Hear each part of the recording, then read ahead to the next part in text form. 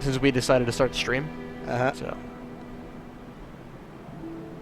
Alright, let's see what we got. We got Virtua Fighter. No, dude. Capcom, Street Fighter, Skullgirls, NBA, You know, I haven't touched Monkey Skullgirls, Island, but I don't think I'd be okay Toe with Jam it. and Earl. I haven't played PlayStation All Stars. How is that? That's what I hear. I hear it's fun. I hear it's not a good competitive game. There's no reason it should ever be taken seriously as a competitive. Yeah, I hear it's fun, and that's it. And it upsets me that, you know, like, websites keep trying to ram it down our throats as a competitive game, like SRK or Event Hubs. I honestly believe. Are you serious? Yeah, I honestly believe that both SRK and Event Hubs are sponsored in some way by Sony. It's the only reason that they're putting non-stop, you know, like PlayStation All-Stars posts, but they still won't post anything about Smash Brothers, even though Smash Brothers is way more competitive. And I don't even understand it. Like, I mean, is Hacker gonna puke? Not right there. Yeah. I think he needs fresh air. That's why he's standing out there. Yeah. I do. Yeah, but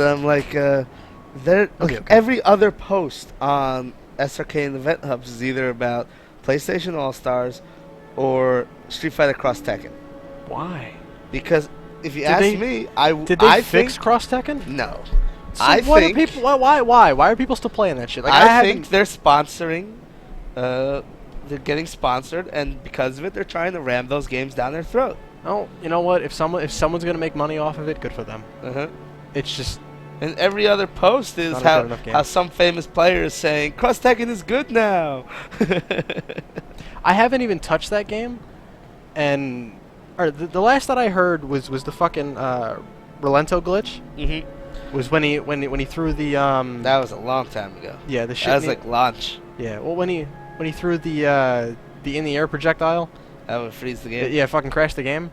Like the last I heard, they were finally fixing that like 5 months after people found that out. And it's like that's a problem. You know what they say? First impressions are paramount.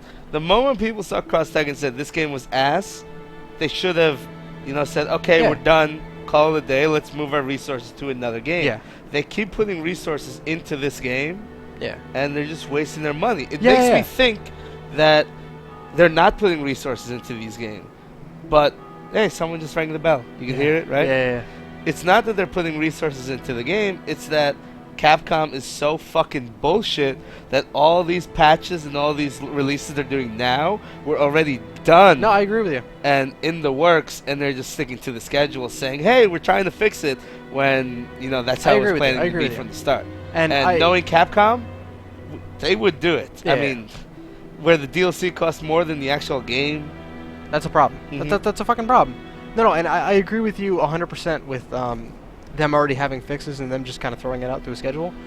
And especially with a company like they're a known company. They're fucking Capcom. Like, they have a name. They're a big fucking deal. You would think that, like, if something's wrong with one of your products, you would want to try to fix that, like, immediately. Well, that's why I don't buy Capcom games anymore. I was going to say, like for me, myself, I work part-time for, my father works, or my father has his own computer company, and I work part-time for him. I'm on call for him whenever. And the way that we go about, like, fixing things, like software-wise, hardware-wise, whatever, we're going to fix it so it's fucking done. Well, the thing about it is I understand putting fixes on PSN and XBL costs Capcom money. Yeah, exactly. But still, you're a big-name company. Like, and if you want to keep a positive, I guess, kind of reputation, I guess is the word I'm looking for, you would think you'd want to throw money at that to fix it immediately, just to be like, even if it's a quick hot fix, to be like, bam, it's done. Well, if you want to keep your reputation, you don't create bizarre, stupid, bullshit DLC schedules and put out bad games. Touche. You know what I'm saying, though. What I think, it's less about keeping the Capcom name, more about them cashing in immediately. Yeah. But if they were looking to cash in immediately, they would have put out Mega Man Legends 3 and then a ton of other Mega Man games, because people have been jerking off over Mega Man since... No, I don't think so. No? No, I mean, the people who jerk off over Mega Man are sort of a vocal minority. Yeah, I mean, they released Mega Man 9, Mega Man 10 on PSN and Xbox Live, and no one bought them. So the only reason I think that they're looking at their financials and saying we could spend all our time making this game, and people still aren't going to buy it. So what's the point? Still, Mega Man 9 and 10. Like, I was never a big old school Mega Man player. And I even said earlier tonight. Well, I don't like platforms in general. Yeah, I mean, I even said earlier tonight. It was like, maybe a year and a half tops, that I finally played through like Mega Man X. Like the first one to like Mega Man X6 or whichever one was like the last one that was on PlayStation. Like I played them recently, and most of them still hold up pretty well. Like they're still pretty good games. Like you can play them. Mega Man X5 in the box. Do you? Yeah, somewhere in that box somewhere. I enjoyed that one. I enjoyed the first one. 2 was pretty good. 3 I had to skip. The ROM that I had was kind of glitchy. 4 I really enjoyed. 5 was pretty good. And I think I stopped at 6 because 7 was the first one on PS2. Oh, that was so bad. Yeah, 6 was like why would I bother? 7 was so bad.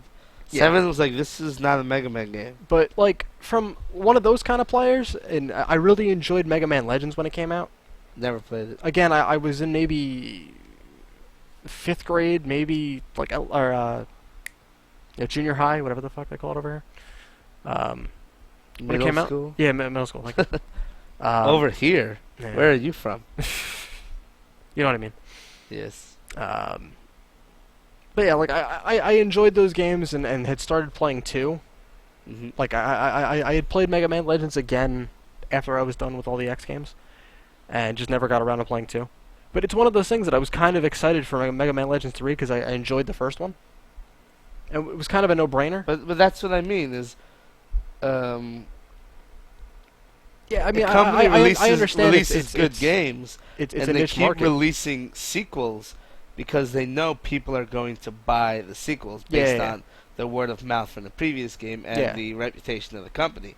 But Capcom keeps releasing. They keep on doing that. They keep releasing these games, saying, "Hey, people love our fighting games. They're going to keep on buying our fighting games. Yeah, they're going to buy. They're going to say Cross Tekken sucks, but you know what? They still already bought the game. Yeah, they're going to say your DLC plans suck." But they're still going to buy the DLC. We spent $60 on launch to buy it. Yeah. No, really, the and the problem with the whole reputation thing that they're doing is it bleeds out. You can only do that for so long. Exactly. And eventually you get players like me who are like, I'm not buying Capcom games anymore. Yeah, fuck I already know a ton of people that aren't going to buy. Like, they... even like the drummer of my band... Mike and his brother Christian, they actually sold their consoles because they're fighting. Old Christian's more of a fighting game fan than his brother Mike. But these aren't tournament players you're talking about. These are just normal everyday players. And they got tired of Capcom shit because they were having fun with fighting games and whatnot. And then we're like, fuck it, why would we go and buy a Capcom game when we can A, run it on our PCs, and B, if we have to, we can pirate it just because we know the game's not going to be that good. Yeah. Like, we already know there's going to be a shit ton of problems. Let me check it out before I spend $60 on it. And yeah, I understand, again, this is me. I'm not... I understand it's not their Namco patching their whatever. games to be better for online, better for the average player. I get it. That's why a lot of people don't like the patches that have happened to Soul Calibur 5. It was very popular on launch, and most tournament players will tell you that the game was better on launch than it is now. Yeah. But I understand Namco doing that because, you know what? Us tournament players, we are the niche. Yeah. We're maybe like 2 to 5%, yeah. if that, of all the overall people who will ever play Soul Calibur. Exactly. So them catering to them, I understand that. But Capcom, they're pissing off those 95% as well. They're pissing off everybody. Just, if you're gonna piss off the tournament players, fine, we'll move on. We'll pick another game. Yeah, exactly. But that's the kind of thing that's funny. Like, I'm friends with you. Like, I'm friends with you. I'm friends with Hacker, and I'm friends with guys like Phil and Tim and everybody else. And I'll learn like what's good and what's not like at launch, and I'll go to play with my other friends that are more casual players, and I'll be like, oh, you shouldn't pick this guy because this is fucking bad, like tournament wise. Yeah. But like, I'll end up playing a guy that's like I'll end up picking a guy that'll crush somebody casually. Yeah. And then try to like play him when I come here and it's like, what the fuck am I doing? Because you know, my friend, that shit doesn't work. My friend Ben, you know, the cook who used to live next door. Yeah. You know, he would play. I know Ben pretty well. Yeah, he would. Yeah, I know, because he tried exactly. That's a whole story we're not getting into right now. So she's out of my life. He would play with us like once a month for about 30 minutes. Yeah. Because of that 30 minutes, when he went to play with his other friends, they did not allow him to play his main character anymore. Yeah. Because he said, fuck that. You play this character with Jay and his bullshit friend. Yeah. You're not playing him with us. Yeah. Because 30 minutes was all it took to like go up to that next level where casuals could not touch you anymore. Yeah. I mean, and it's I never really got that until I started playing. I mean, this is going to sound kind of dumb, but until I started playing the UFC games like competitively. People still play those competitively? No. Or you tried? Well, no. The first game was apparently there wasn't a real competitive scene for the first game. Like there was, but there wasn't. It was a very small niche. And then UFC 10. That was 2009, right? Yeah. UFC 10 got a pretty damn good competitive scene. Considering. And then EA MMA came out, and that EA threw a ton of money into trying to make that competitive, like to the point where they would sponsor weekly they would sponsor weekly streams streamed by EA. Really? Yeah. Ah, damn it! Hacker left the door up. Yeah. But they they used to you know how most fighting games will have lobbies and stuff. Yes. And they'll have it you can go in and you can watch people stream stuff. Oh, not just watch people stream, but like. Well, you can do that in the new Black Ops. I believe. Yeah. But I mean, like you can go to join a lobby, and before you're able to actually join the lobby, if there's you a game, watch people play. Yeah. Yeah. That's what you could do. Like they for EA MMA they had a thing called fight cards. I think it was like 8 players max, maybe more. I don't remember. It's been like 2 years now since I played that game. But you would pretty much show up and you would make a fight card. So you would have player A versus player B, player C versus player D, and however many fights you could have on a card. And you until your fight was up, you could watch the other fights on a card. Okay. So EA took that, they took that feature, and for a bit, I forget if it was a monthly or a weekly. It eventually became a weekly thing, towards the end of its hurrah. But EA would sponsor a thing like that, and if you were, I don't want to say if you were big enough on the competitive scene, because it's a difference between the leaderboards and the actual competitive scene kind of thing. But if you were big enough on the leaderboards, or you had a big enough buzz at you as a player, they'd call you up, and you would fight on the EA sponsored stream that the EA guys would run. So a couple of friends of mine that I had met through UFC 10, we were playing that, and our fight camp, more or less, which is the I remember fight camps. Yeah, fight camp. I platinum 2009. Yeah. Fight camps were more or less like the clan or the guild of the mixed martial arts games. So our fight camp, not for nothing, I'm not talking a ton of shit, but shout outs to Slaughterhouse MMA. I mean, they're not really watching, but whatever. Shout outs to them. Skill-wise, the group of us, either UFC 10 or EA MMA, hands down, were skill-wise the best. I mean, our guy. I'm gonna say our. Where is the story leading to? Honestly, I kind of forgot. But no, more or less, I'm just saying competitive wise, I get it. They ended up UFC 12 came out, or 11, or what the fuck it was. It was fucking awful, and I'm not buying another THQ game because of it. Oh, THQ games are awful. So except bad. for Saints Row, from what I hear. I heard, I did hear good thing about the Saints Row. Yeah, honestly, I probably had a fucking point when I started this. Yeah. You know how I am when I ramble. Yeah. THQ games are some of the most poorly programmed games on Earth. Yeah. Oh, that was loud. Yeah. Let's see what's in PlayStation Plus these days. Dude, I haven't, it shows you how far away I am from gaming lately. Like like just casual gaming. Like I've never seen this before. This is new to me. Yeah, this is a new PlayStation Plus interface. It's I laggy, don't even, but it's actually really good. I don't even have PlayStation Plus. Like it. My PlayStation I was using for streaming, and then my PC, the power supply died out, so I've been using a laptop, and I'm like, I can do everything, I can stream everything off my laptop that I could my PS3. What's the point? Bioshock. Oh, Dungeon Defender's free. I'll download this. All these free games on PSN. This is why PSN Plus is awesome. Like, that's the thing that kills me, though. It's like, what, like, or how much is it a month for PlayStation Plus? $50 a year. Never mind then. That totally pays for itself. Without a doubt, you get $200 in free games a month. Yeah, I was gonna say that. That's I'm gonna say $50 a year for $200. Or the $200 free a month. Yeah. So it's like $1,000 in free game. You know, it's like $2,000 in free games. Yeah.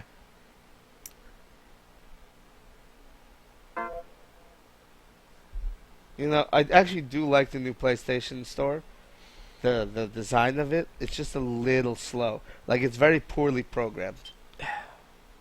Yeah, but like, yeah, but a company like Sony should have better programmers. Everything should have a better everything.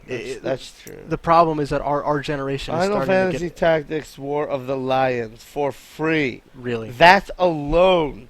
Yeah. That alone is worth. Well, it's $10 game. But, like, you get games like that. These aren't shitty games. You get, like, Jet Set Radio. I've been saying since Uncharted. Since Final Fantasy Tactics came out. Did you say Final Faggots? I said Final Fantasy. I heard Final Faggots. I almost wish I said that now. But, no, I've been saying since Final Fantasy Tactics came out that that's probably one of the best, if not the best, Final Fantasy game. I actually have never played it.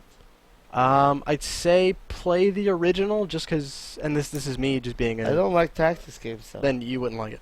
Yeah, I've only ever liked one tactics game. What game? Fire Emblem. Fair enough. I don't know. Why is that fair enough? Because my only exposure to Fire Emblem was the one for, like, the first one for Game Boy Advance. King of Fighters. And I didn't care too much. For free. Seriously. The new one, King of Fighters 13. Why is this free? I heard this game was godlike. Don't get it. Why are there so many free games? Fucking don't complain. Just grab it. Who cares? I can. It's a Vita game. I don't have a Vita. Who has a Vita? Actually, everyone I know who has a Vita loves it. Really? Everyone. There's no one I know who got a Vita and was like, it's not as good as my DS. I was gonna say I haven't physically spoken to Rich in a bit, and I'm pretty sure he has a Vita because that like new shit comes out and Rich just blows money on stuff. Yeah, well he's a ballaholic. But he's a ballaholic in all the wrong places. Like I was so hyped about his Wii U. I'm like, why? Why are you buying this? Yeah, well, fucking, cause it's fucking whatever. I'm like, it's not even a reason. It's not even a reason. Because Nintendo, and there's not even a Legend of Zelda game. There's no Metroid. Well, technically there is. There is. What's that? I think it's called Nintendo Land. It's like the Wii. Fuck you.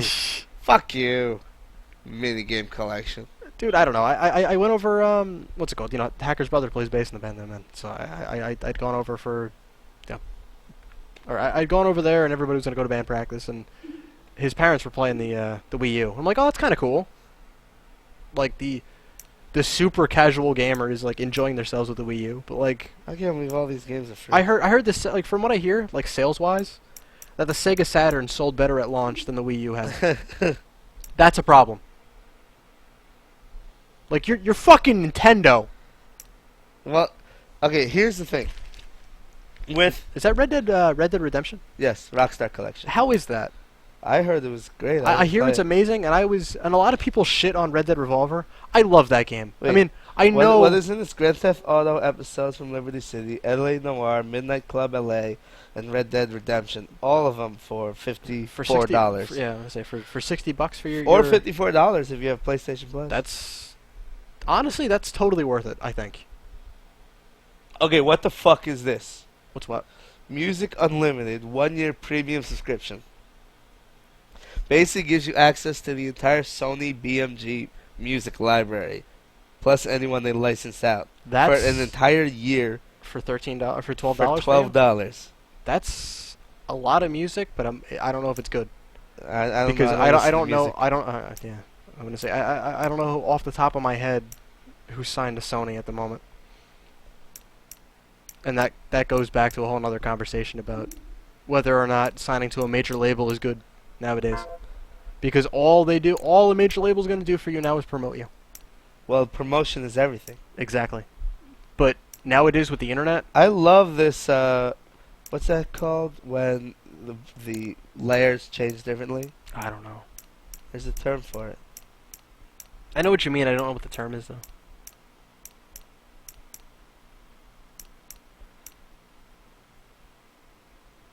Ultimate Editions, yeah. I hear good things about Alice the Madness Returns. But this That's is, the again the this second this one, is, right? Yeah. Again, this is from the casual gamer. I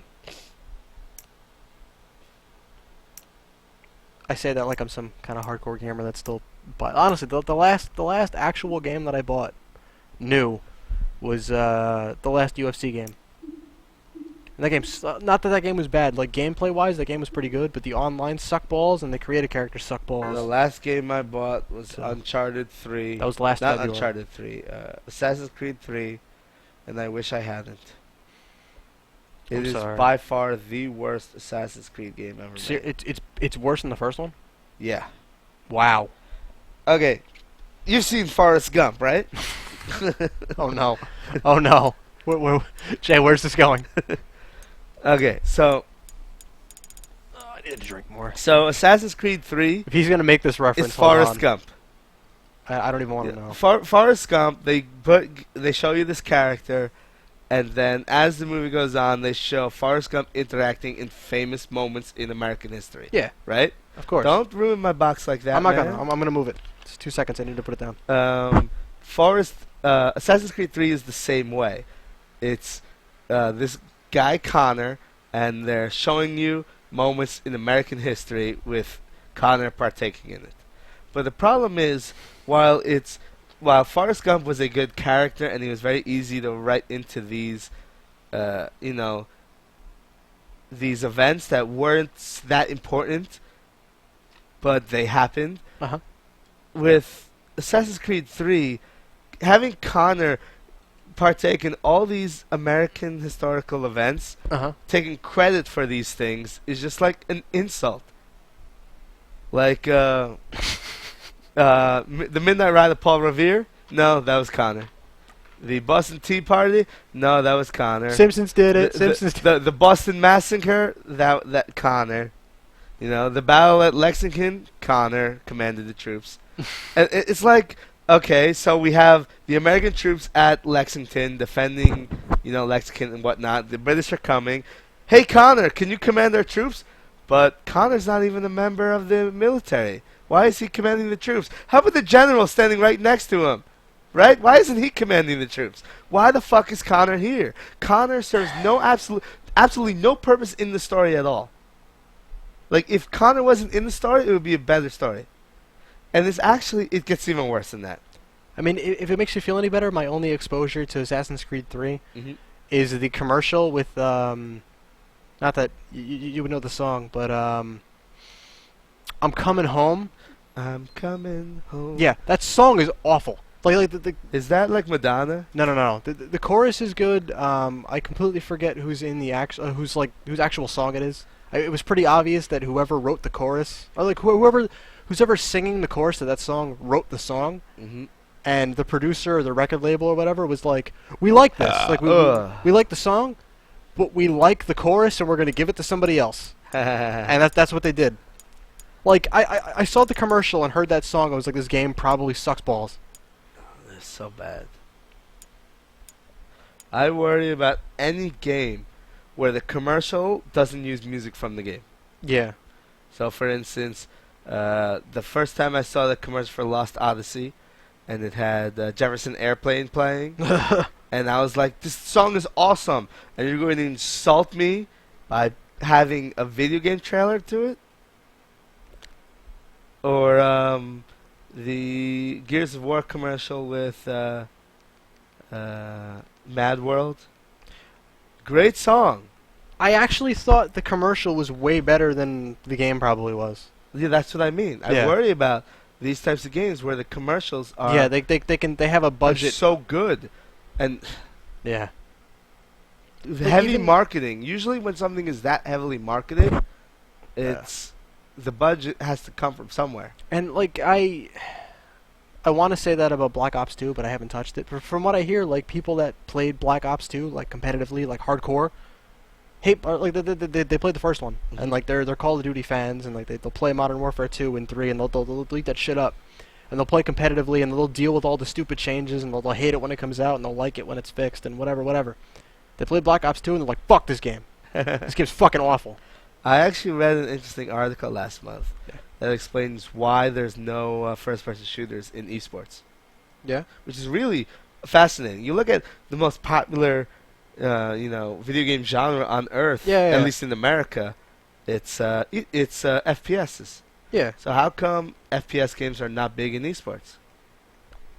What the article said was that's because FPS games are an annual genre. Yeah. And what happens is you see an RTS, the game is there's 10 years between StarCraft 1 and StarCraft 2. It gives people time to discover things. It creates a competitive edge since things don't change. The creators of the esports leagues don't have to constantly be rewriting rules. I mean, you look at a game like Halo or Black Ops or any Call of Duty.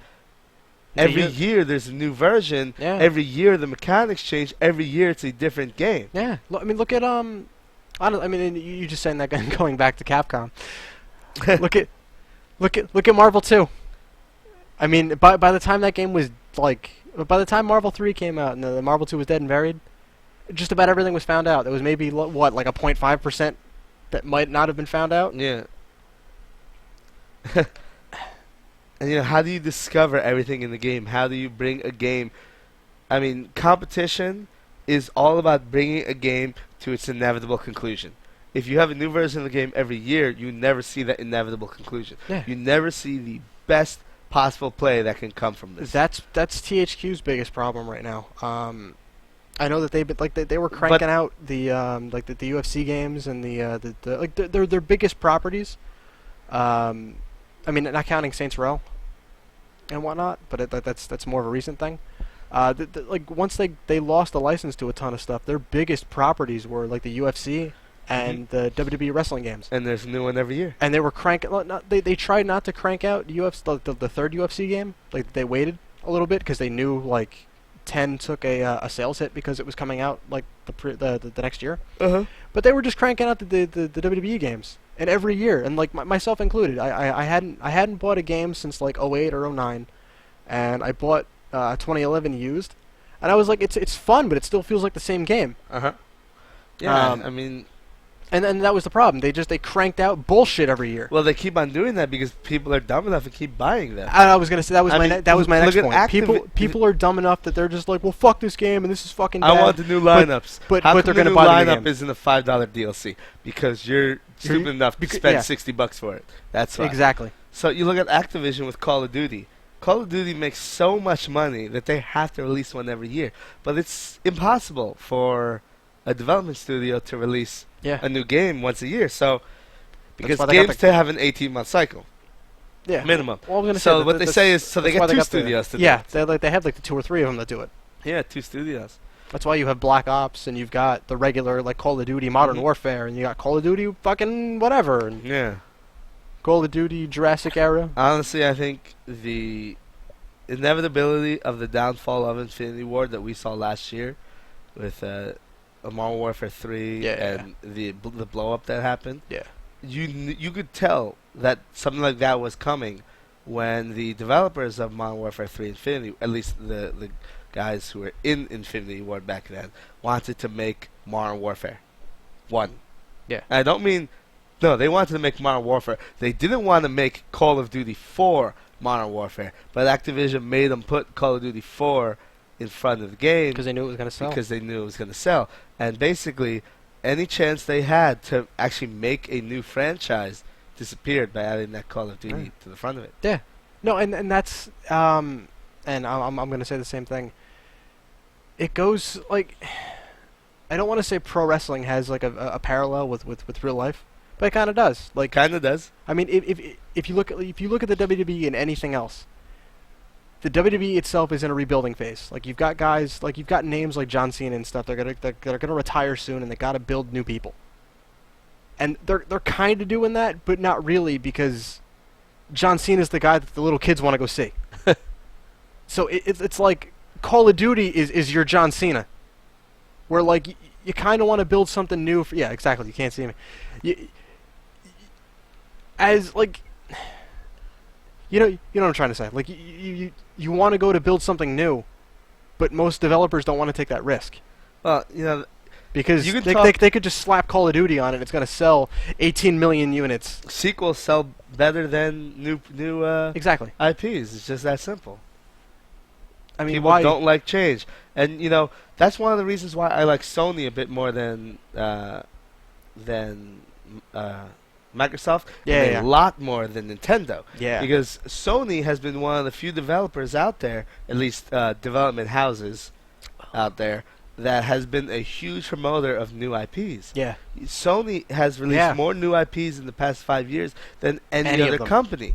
And I'm not talking about just Microsoft and both of them. Nintendo. I'm talking about like Activision and EA and Ubisoft. Sony just cranks out new IPs. Yeah, I was going to say, can you name the last Nintendo new IP? I can't. Eternal Darkness, if you count that. That's not Nintendo. That's Silicon Knights. Exactly, but still. It was on the Nintendo console. But that's what I mean. Yeah. Like, can you name the last new like IP anybody's really made except for Sony? I mean, and I can't read the stream from here, so. Let's see. Microsoft does occasionally have new IPs, but usually they're made in the vein of other games. Yeah. Like Bulletstorm was made in the vein of Gears of War. I heard that was fun. Yeah, so did I. I hear it was good. I heard it was fun. Like, and that's actually one of the things I've picked up from you. But like, you're not going to get a game. There's a difference between fun and good. Yeah. Like, yeah, exactly. Like, you're not going to get a game like Journey. Like, yeah, it wasn't developed by Sony, but it was developed by a in-house Sony studio. Yeah. And that's what I'm talking about. Sony funds these as a development house. They fund developers to create new ideas. And of course, now Sony doesn't get much credit for this. People don't buy these new IPs, at least not the initial game. Look at Uncharted. Uncharted was a new IP. Nobody bought the first Uncharted. No. In fact, was that a launch title? I don't even remember. No, definitely not. It was like 2 or 3 years into the PlayStation. Because I didn't even pick up a PS3 till like 07. Yeah. So. Well, it came out in 06. I think Uncharted came out in 2009. I'm not sure. I want to say I think I'm what's it called? Like the end of 07. Like I got it for Christmas 07. Or you look at a game like now the guys who are doing Uncharted are making a new game called The Last of Us. Isn't that Naughty Dog? Naughty Dog, yeah. Now they're making The Last of Us. Yo, whatever happened to Crash Bandicoot? To be honest. If Microsoft... Oh, Crash Bandicoot isn't in Sony All-Stars. You know why? He is or he isn't? Is not. You know, you think he'd be why? You think he'd be a no-brainer, but yeah, because he was a Sony mascot. Yeah. Sort of like Spyro. Yeah. You know why he isn't? Because both Spyro and Crash Bandicoot are now owned by Activision.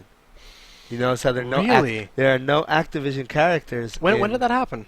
Years ago. Really? You know, like I did not know that. Only the first 3 Spyros were made by. Only the first 3 Spyros are worth playing. Insomniac made Spyro? Yeah. No, did they? Yeah. Then they made Ratchet and Clank. Right, yeah. Only the first 3 Spyros were made by Insomniac. Only the first 3 Crash Bandicoots were made by Naughty Dog. That was PlayStation 1 era. Yeah. Yeah. When is it? Insomniac isn't around anymore. Yeah, no, they are. They make Resistance. Do they? Yeah. I'm trying to think. Who is the guy that Oh fuck! I can't remember his name. The guy that made Twisted Metal and God of War. He used to be the Jaffe. Yeah, Jaffe. There you go. Well, I forgot his first name. Yeah. It's like Chris Jaffe. No, David Jaffe. There you go. I was on the tester. If you haven't watched the tester, please. It's one of the best. It's one of the best unintentional comedies. And then afterwards, go watch back. Ego Raptors. That's what I was getting. That was my next point. Was Ego Raptors commentary on the episode where he gets kicked off. Shout out to Aaron Hansen. I know he's not watching this. I wish he would. He's definitely not watching. But he seems like such a nice guy. Honestly. Yeah. I had to stop watching Game Grumps. Really? Because they release a new episode every 4 hours. It's too much content. It depends. Like, I hadn't. So speaking of Game Grumps, and we'll get back to what we were doing. I got it. I'm going upstairs. So good. I got around. Like, I saw them as they were updating like the Sonic 06, and I didn't start watching it till maybe Sunday. Okay. So I've had like 19 episodes to just catch up on, and it's one of those things that like, oh, there's nothing on TV. I'll fucking watch some Game Grumps, and yeah, but it's just the two of them going. This game fucking sucks. I was even watching it from the first episode they put out, and even then, I didn't have any backlogs, and even then, it was still too much. Yeah. No, and I totally agree. Like, they put out 2 hours of content every day. Yeah. Like, there's a ton of shit. There's a ton of shit I haven't watched, but if like I get to the point where like there's nothing on TV and I'm fucking bored, and there's like a backlog of stuff, then I'll check it out. I have Netflix. There's always something on TV. So do I. And you know that's one of the things I'm hoping about. Hacker doesn't puke. So am I. He looks like he's puking. You're right, bro. I think he's going to puke. Yeah. That was a little bit of a drip or something. I hope he makes it okay. Yeah. Shout out to Hacker Mike. I hope he's alright. Yeah, you guys just saw Hacker Mike walking across. Yeah. So what were we talking about? We were originally. We were talking about Game Grumps, and before that, Insomniac. Yeah. One of the things that people ask me why my opinions are so black and white. Yeah. No, I totally get it. I might not. Well, let me explain it to the stream monsters who haven't heard my explanation. I totally get it. I may not agree with it. But, like, people are like, well, why is Jay like this? I'm like, it's Jay, and it totally fucking makes sense. Okay, so there's 24 hours in the day. Yeah. You're sleeping for 8 of it, which means you have 16 hours. You've got work, you've got to eat, you got to go shit. You only have so much time. Exactly. You only have so much time in the day, and there's so much content available out there. There's YouTube, which is endless content. Yeah. YouTube, which has, like, 24 hours of video uploading every 3 seconds. It's insane. You have Netflix, which has every fucking DVD ever made on Earth. Every TV show that matters is well, not every, but I know what you mean. There's so much shit on Netflix. There's so many games available, especially when games take 100 hours. It's one of the reasons why I prefer games that take less than 10 hours. No, get to the point. Let's get it over with. Honestly, like, because the fact that like I haven't like I said before, I haven't bought a game since last February. Yeah. Like I haven't bought a new game since last February. And the last couple of games that I've played are like, I don't want to say like I'm a retro gamer now, but like the last couple of games I've played are like Pokemon ROM hacks and like shit that's just readily available. Yeah. That's like I can play it at my leisure. It doesn't fucking matter. What I'm saying is there's only so much time in the day, and there's so much content available to consume to the point where now you have to start being selective. You have to say, is this game a great game? Then yes, I'll play it. Is the game an okay game? Well, maybe I'm interested, but you know what? I have these 4 other great games to play. I'm going to choose those every time. Therefore, in my opinion, I'm black and white because if a game is not great, why should I bother? Why should I waste my time on it? Yeah. It's great or nothing. Yeah. It's A, why should I spend my time on it? And B, why should I spend my money on it? Why should I spend my $60? Why should I spend my $65 to $70 new? Don't forget about the DLC. Of course. Yeah. The day 1 DLC. If you're Capcom, there's some day 1 deal. Not even. It's on the disc. I want to say fucking BioWare is guilty of that shit too. Yeah. Like Dragon Age. They're all like you can say what you want about Dragon Age. I really enjoyed it. I thought it was really well done. I enjoyed it, and I totally understood. Again, bringing back to Mike and Christian from earlier. Christian couldn't get past the fact that like when you first get to the like the main camp, like your camp screen, you like they give you a map and you can like I think you hit square and you go to your camp and they bring you into the rest of your team's just hanging out. From the first time you go to camp, there's a guy who hangs out in like the corner of your camp with a big fucking exclamation point over his head, and it's like, hey, you want to go help me out on this quest? Well, fuck yeah, I do. There's shit I can go do. Yeah, well, you got to pay $10 to go do the DLC that I'm here for. Fuck that. I'm not gonna do it. That was day 1. Really? But like, and the way that he put it, he was like, that's kind of like an insult to my intelligence. Mm-hmm. That like, you could have waited like a month to integrate that into the game to put it out. Your sales would have been fine. I honestly have never been a fan of BioWare games in general. I've always felt that the stories were contrived, and the gameplay was always bad. Gameplay in BioWare games are not good. Was like the fuck, they just did like a big, not expansion, but a big like HD remake that came out. Mass Effect? Not Mass Effect. Were the not Neverwinter Nights? Neverwinter Nights. That. I loved Neverwinter Nights, but the gameplay was not good. Fuck it, like it's straight up based off D&D, and I can't remember the name of the fucking and it just came out. Baldur's Gate? Yes, Baldur's Gate. They made a remake of Baldur's Gate? Yeah, it was like an HD. Not even an HD. They just did like a hey, it's the 10th anniversary. Here's some new content. So weird. So some like updated graphics. Like Damien. You know Damien. Mm-hmm. Yeah, Damien. Yeah, they don't. But Lakabar. Exactly. He was fucking huge on those games and was like, dude, you gotta fucking play them. They're fucking great. Because that's how he talks, I guess. He kind of, I don't know. But I was always more of a fan of Icewind Dale. Yeah. But like I tried playing. Like he gave me the game. Was like, check this out. I got like 10 minutes in the Baldur's Gate. Was like, fuck this shit. So fuck it, because I'd rather have. I'm playing a video game. I want some I don't know. I don't know if it's because I'm part of like the ADD generation where like I need shit happening in my battle system. Yeah. Like the game just stopped, and I'm like, what do you mean? Like, I can think on the fly. So it was never a thing for me. I've never liked BioWare games. But I'm not sure if that was a BioWare game or not. Like I know they pulled a lot from those games for like their Star Wars stuff and like Dragon Age. I haven't even touched. I haven't even. I was gonna say I haven't touched Dragon Age 2, but he's all right. He's probably puking in the bathroom. Yeah. I don't know. If I guess drunk souls. Yeah. Drunk souls. Well, his problem too is like, I'm gonna drink in between drinking. And like I get that, but if we're playing a drinking game, there's no reason to drink excessively in between our. I don't like drinking, so I only drank when I had to. Of course. Yeah. And I'm actually starting to get a headache because I don't drink and I have no tolerance. Yeah, well, you're probably coming off a little bit. Mm-hmm. So, I mean, that's what it does. Like the reason you get drunk and the reason you get a hangover is because it pulls the water out of your body. Like you're dehydrated. We were drinking Captain Morgan Tattoo. Me and Hacker have been drinking Captain Morgan Black since we got in. And we've been giving you the tattoo. All right. And So my problem is I'm so much better at drinking than Jay. No, it's two drinks I don't like. Yeah. I don't like alcohol and I don't like soda. Coke. Yeah. No, I like soda. I don't like cola. So I'll drink like ginger ale and Sprite and those kind of sodas. I was gonna say, you look a little pale, so I hope you're okay. Did you just puke? But two, I could definitely see that. Did any of it get on the floor on the way to the bathroom? I tried to clean it up. You tried to clean it up? What about my room? Your room? There's no puke in my room? I don't see it. Okay, good. There's maybe a drop somewhere, but you're not even going to notice it. What happened to my Keurig? It's not there? Your what? My coffee maker. Oh. Well, do you want coffee? Yeah. That's actually not a good idea.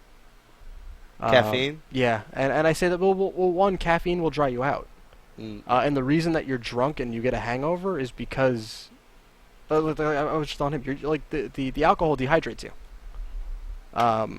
So like you're really just making it work. Like you'll feel better, but you're really making yourself worse for tomorrow. He wants to feel better right now. Then go make and drink a pot of coffee yourself. Like, is it? I don't know. I think so. All right, so what were we talking about? BioWare. BioWare, yeah. But basically, we were talking about IPs in general. We were talking about how there's so many games, and I'm only going to play the games that, from at least word of mouth, exactly. I heard are amazing. Yeah, that are amazing. Yeah, amazing. Like, yeah, it's gotta be good is not enough for me anymore. Yeah, like if I'm gonna play a game, if I'm gonna buy a game, it's gonna be like if I'm gonna buy a game, it's either something I've been waiting for. I don't do anything except buy games. Yeah, but I was gonna say if I borrow a game, if I like it, even though I've already beaten it, I will buy the game. Yeah, I like to support the developers. Of course, I like to support the games I like. Of course. So Virtual Fighter, I bought that game 3 times. Nice. Final Showdown I'm talking about. Yeah. Excuse me. No, what I was gonna say was though, if I'm gonna buy a game, it's gotta nowadays, and especially because I'm still limping my way through college and yada yada yada whatever. It's got to be at the very least an 8 out of 10. Yeah. At the very least an 8 out of 10. It's got to be like the best fucking game ever. So every game I'm gonna buy has to be fucking amazing. And there are and if it's not, then there are a lot of reviewers whatever. I just won't listen to because they don't have no scale. Yeah. Like I see reviewers where all the games that they rate go either from a 7 out of 10 or higher, and I'm like, what the hell's the point of 6 out of 10 and below if you never use them? Yeah. So if it's 7 out of 10 with it's that, average. means it's a crap game. Yeah. I wouldn't and again, I wouldn't say it's crap. I'm sure it's fun, but it goes back to, is it worth my time and is it worth my $60 or $65 or $70 or my fucking, I'm really excited for this game, so I bought the collector's edition. That's $90. That comes with shit I'm never gonna need. People complain. And then DLC afterwards. People complain. I just dropped $120 on your game. That's subpar. People complain about fuck spending you and the $60 developer that made you. People complain about spending $60 for a game that's only 6 hours. Yeah. I don't. I think 6 hours, perfect length for a game. That's all I want out of a game. 6 to 10 hours. 10's better. 6 to 10 with replayability. And I say that because a lot of people will shit.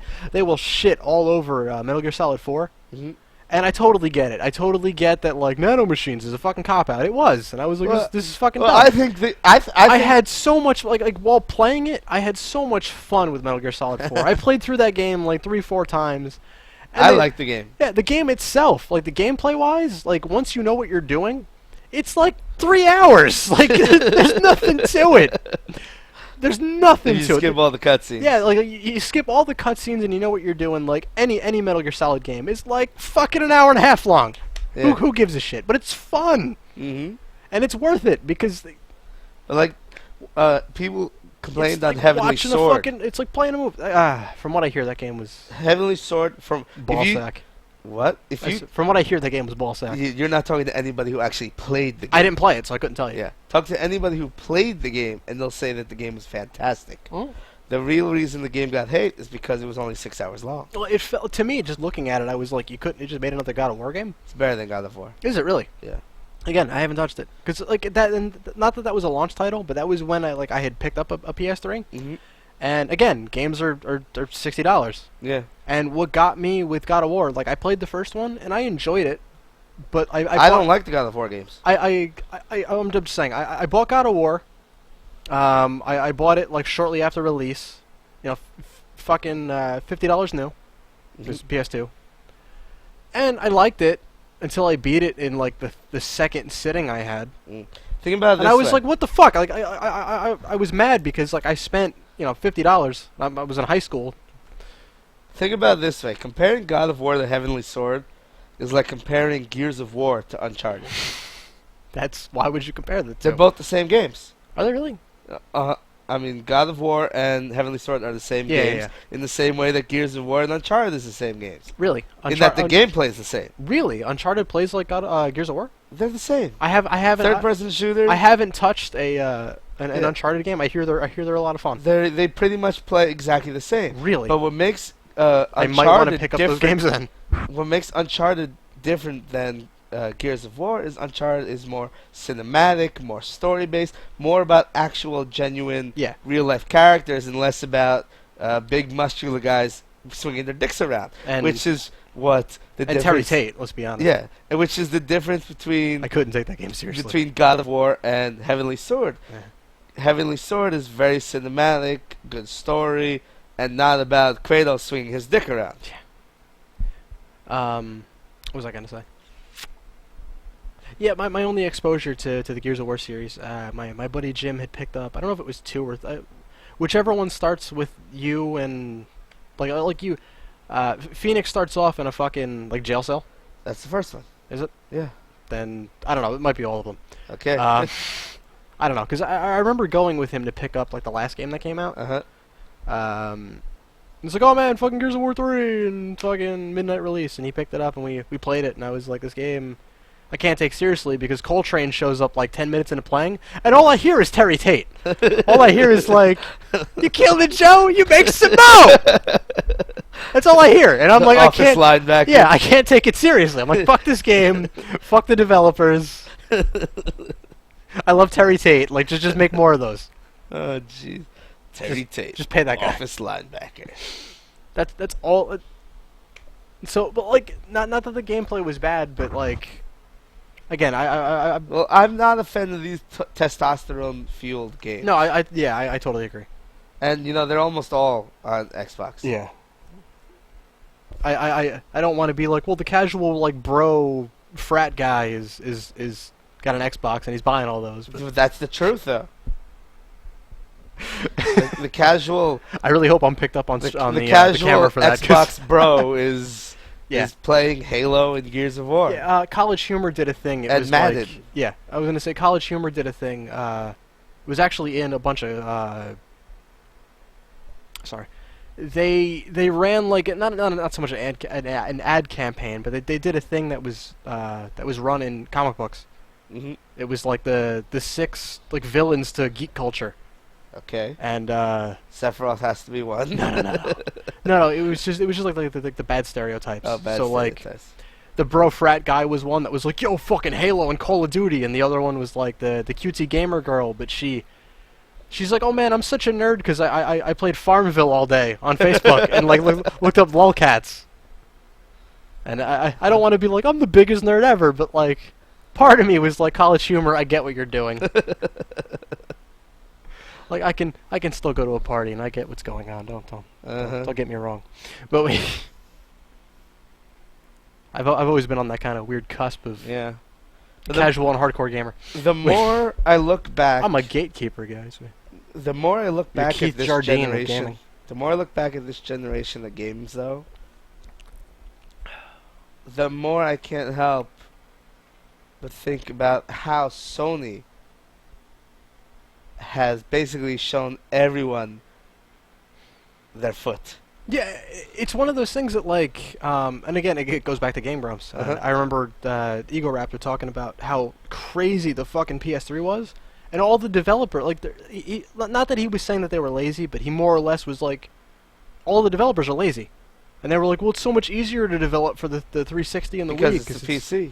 Yeah, they were just like, well, we can fucking do this and port it over. It's like, the PS3 is so powerful. The PS3 is so much better than the other consoles. It's so powerful. But if you look fuck. at multi-platform games, they're always running better on the Xbox because they were built for the Xbox. Because they built for the Xbox and they're too lazy to port to the PS3. And that's the thing. I totally get it. You look at developers who build for the PS3 and then port over to Xbox, and it runs like and it runs great on both consoles. Well, look at I was gonna say the only detractment I have from that was look at Metal Gear Solid 4. Mm-hmm.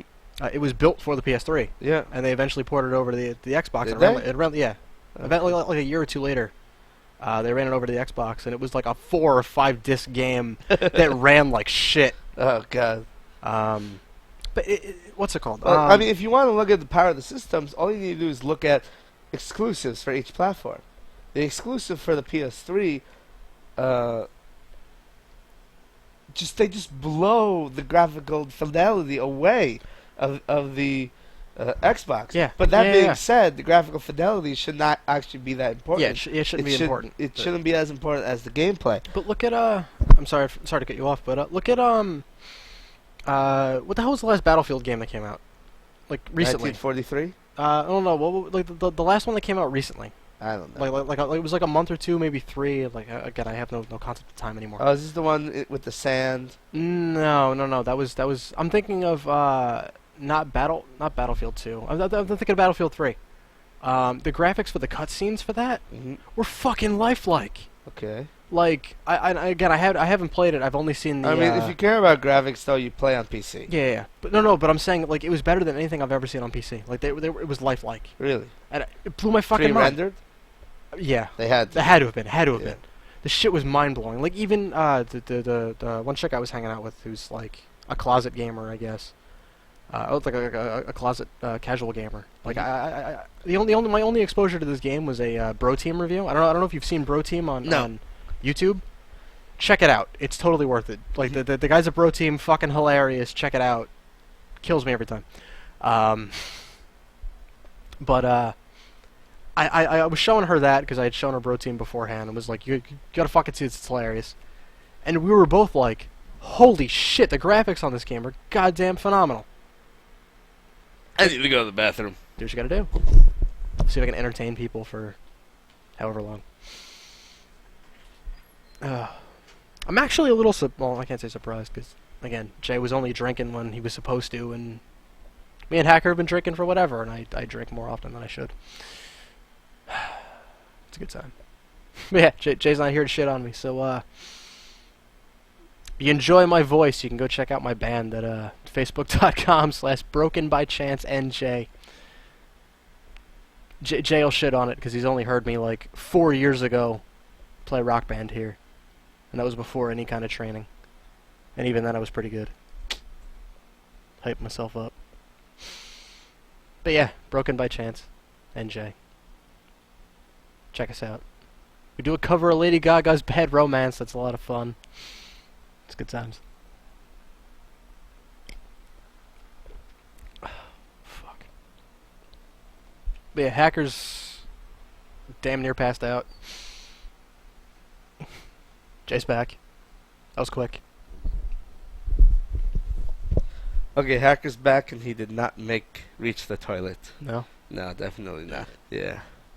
Alright, so, yeah, what were we talking about? Oh, yeah. Jaxel, alcoholic better than Hacker? He's more, I don't know if that guy's been drinking with us, but he's been saying that, he's saying that he's, you're a better alcoholic than Hacker is. Well, it's because I didn't drink nearly as much as Hacker. No. Because I don't drink. Okay, so what was I saying? Oh, yeah. See, the thing with games, though, is I don't...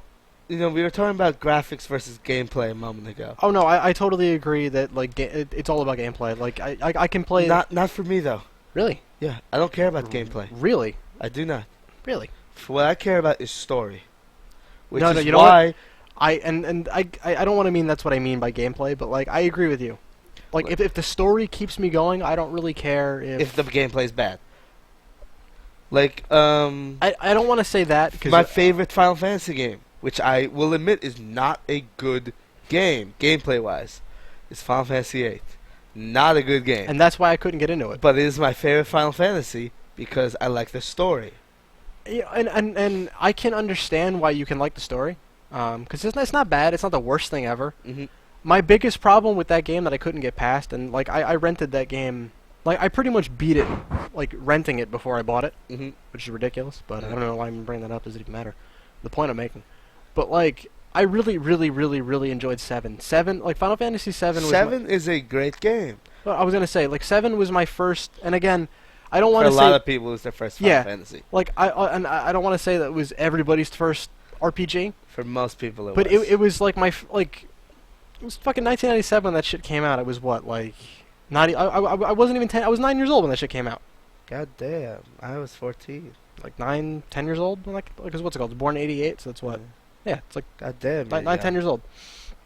So like I'd played it around then, and that was like my first real like turn-based RPG. Like I had played other games. Like I had seen my friend Tom play like Super Mario RPG. Like I understood what they were. But that was the first one I ever really played by myself, and like, especially for the time, like the graphics were mind-blowing and yada yada yada. I don't know if you guys can see that, but they can. All right. Yeah, like Final Fantasy VII was my first real introduction to a turn-based RPG, and the fact that it was revolutionary for the switch from Super Nintendo to PlayStation.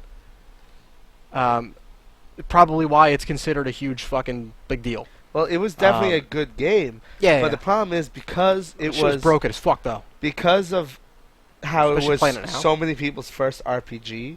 It gets blown out of proportion. It gets blown out of proportion, and it also gets some level of hate. Yeah. Hipster hate. Yeah. That really isn't unwarranted. Yeah. Like I will never say Final Fantasy VII is the best Final Fantasy game. but it's still a great game. Yeah. It's not even one of my favorites. Yeah. But it's still a great game. What I was gonna say about 8 was my point is that like I played 8 afterwards, of course, because it came out. Well, it came out like a year later. Yeah, something right? like that. Yeah, they cranked that shit out. And my problem with 8 was that it felt like every character in that game was just like, I don't want to say like a shitty palette swap, but it really felt like every character in that game was like they were just a palette swap for someone else. That's Square for you. Yeah, but like for like all Zell, their games, their Zell was are, Tifa, Squall was Cloud. Yeah, you know, like everybody in was gameplay just, like, wise with move lists and yeah, it was just like it felt like not that it felt like I was playing the same game, but by the time I got towards the end, I just didn't care. Like Vincent was totally Irvin. Like it was just like everybody was the same thing, and it's like I've played this before. Yeah, and but to me, the story was like although the graphics were fucking phenomenal. Like the fight towards like I guess it was like what like a fourth or like the middle of the way through the game, where the guys are attacking the seed school. Yeah. And there's that Balam big Garden. Yeah. There's that big like 10-minute like CG ridiculous cutscene. Oh, where the game slows down so hardcore and it Yeah. takes forever to walk across. But it's just no, but like there's like it pulls a Metal Gear Solid where like you take like 3 steps and there's a cutscene and there's this crazy fucking fight in the middle of everything. Mm-hmm. That was so good. I actually went back maybe a year or two ago and tried to because I had downloaded Final Fantasy VIII on stream last year. I remember that. But I had tried playing Final Fantasy VIII. I downloaded it from a friend of mine. I was like, "You really fucking downloaded this game? Like really?" And I grabbed it from him because his account was on my PS3. And I started playing it. I'm like, this game's not as bad as everybody remembers. Mm-hmm. Until you delve into the junction system. Exactly. Like I got into the card game system. Like I got like right before the Ifrit battle and was like I could totally fucking play the card game all day. And like part of me really wanted to love the game. Mm-hmm. But just like I remember playing the game like when it came out. The gameplay is really bad. Yeah, I couldn't do it. But like I said, it's all about the story for me. And even though you're talking about characters being the same from the previous game, the story was different. Yeah, totally. My problem with the story was like, and again, it's probably because I'm a pro wrestling fan, and anybody that knows what I'm gonna get to in a second, it really felt like that like everybody was in, or what's it called, like the big swerve towards like 3/4 of the way through, that like everybody was in daycare together, and like that's where the game started falling apart. It felt like the game was written by Vince Russo, and if anybody knows, I don't know who that is. Yeah, if anybody knows pro wrestling. Vince Russo was a guy that wrote for the Attitude Era, which is considered like people my age to be like the holy grail of wrestling, where like guys that are like 20 years older than me are like fucking Hulk Hogan, bro. Like people my age are like fucking The Rock and Austin, bro. The guys that are like that, Vince Russo wrote that. Mm-hmm. And his biggest thing was he had, you know, like later on in his career, it was just him and the guy like the one guy he worked with, more or less. What made Vince Russo work was the fact that he had a guy like Vince McMahon, who was the owner of the, still is the owner of the WWE. He was the final say. So for every 10 bad ideas that Vince Russo had, he had like one good one. Uh-huh. And Vince McMahon would be like, that one good idea is good. That's going to TV. Mm-hmm. Later on, like, you know, the guy had pretty much free reign and everything was fucking awful. But really, like, that big swerve, like, Russo's biggest thing was he understood in, like, 1997 that the internet, like because the internet was a big thing, pro wrestling fans were on the internet and they understood what was happening. Like, they knew wrestling wasn't real. They got that, like, people kind of called shit in the ring, yada, yada, yada. So he planned for that. Like, he planned to kind of, like, fake out the fans. And to me, that kind of felt like everybody knew each other. Felt like a fucking Russo swerve to me. Like even as a kid, I was just like, fucking, really? Yeah, I do agree with you. That's where that game started falling. But everything else is fucking great. Yeah. I love everything else in that game. Like the parallel with Laguna or Laguna. Laguna. I love those parts. Yeah, everything else is fucking great until like 3/4 of the way through. It's just like Russo swerve, blood equals ratings. I'm like, fuck this game. And it was such a chore to go through because of the draw system. Yeah, actually, the first time I played that game, I never beat the final disc. Yeah. Because the first 3 discs were so good, and the last disc was so bad that I just said, you know what? I'm gonna leave it where it is. I'm gonna like this game where it is, and I don't need it anymore. I finally beat it for the first time last year. Oh, on stream? Yeah, on stream. You're like, fuck yeah, wait, this game. No, like I knew the what ending the fuck? because I didn't play through. I didn't want to play through it, but I looked at all the endings, and there's actually so much that people missed in that ending. Like Squall died. More, yeah. Like, People don't realize that Squall was dead. yeah, that's a. I don't want to say like he totally fucking died, dude, but like they leave it up to like they pretty much give you that he died, but they leave it up to the fan speculation. I mean, it's kind of the same. Spoilers if you haven't seen them because they're like 3 years old. But like if you haven't watched The Wrestler, if you haven't watched like Black Swan. Oh, The Wrestler's a great movie. You know, I haven't seen Black Swan. Don't spoil it. Okay, I'm not gonna say anything about Black Swan. But the Wrestler to me, I understand. Like I don't want to say like I understand the wrestling business, Herbert Durr, because there's a ton of shit I don't. Like I'm not a wrestler. Herbert Durr. Yeah. And this is again, I'm gonna throw back to Slaughterhouse MMA. Shout outs to the notorious Shane Taylor. Again, buddy of mine. That's the guy's wrestling name, Shane Taylor. He's a guy who lives over in Cleveland, Ohio. He does fucking indie wrestling in PA. Oh, actually, no, I'm sorry. He lives in PA now. He's from Cleveland. But he does like indie wrestling in the tri-state area. He was friends with a bunch of the guys from the Nexus. Not that you know who they were. No. But pretty much everybody in the Nexus, but like Wade Barrett, he's like really good friends with.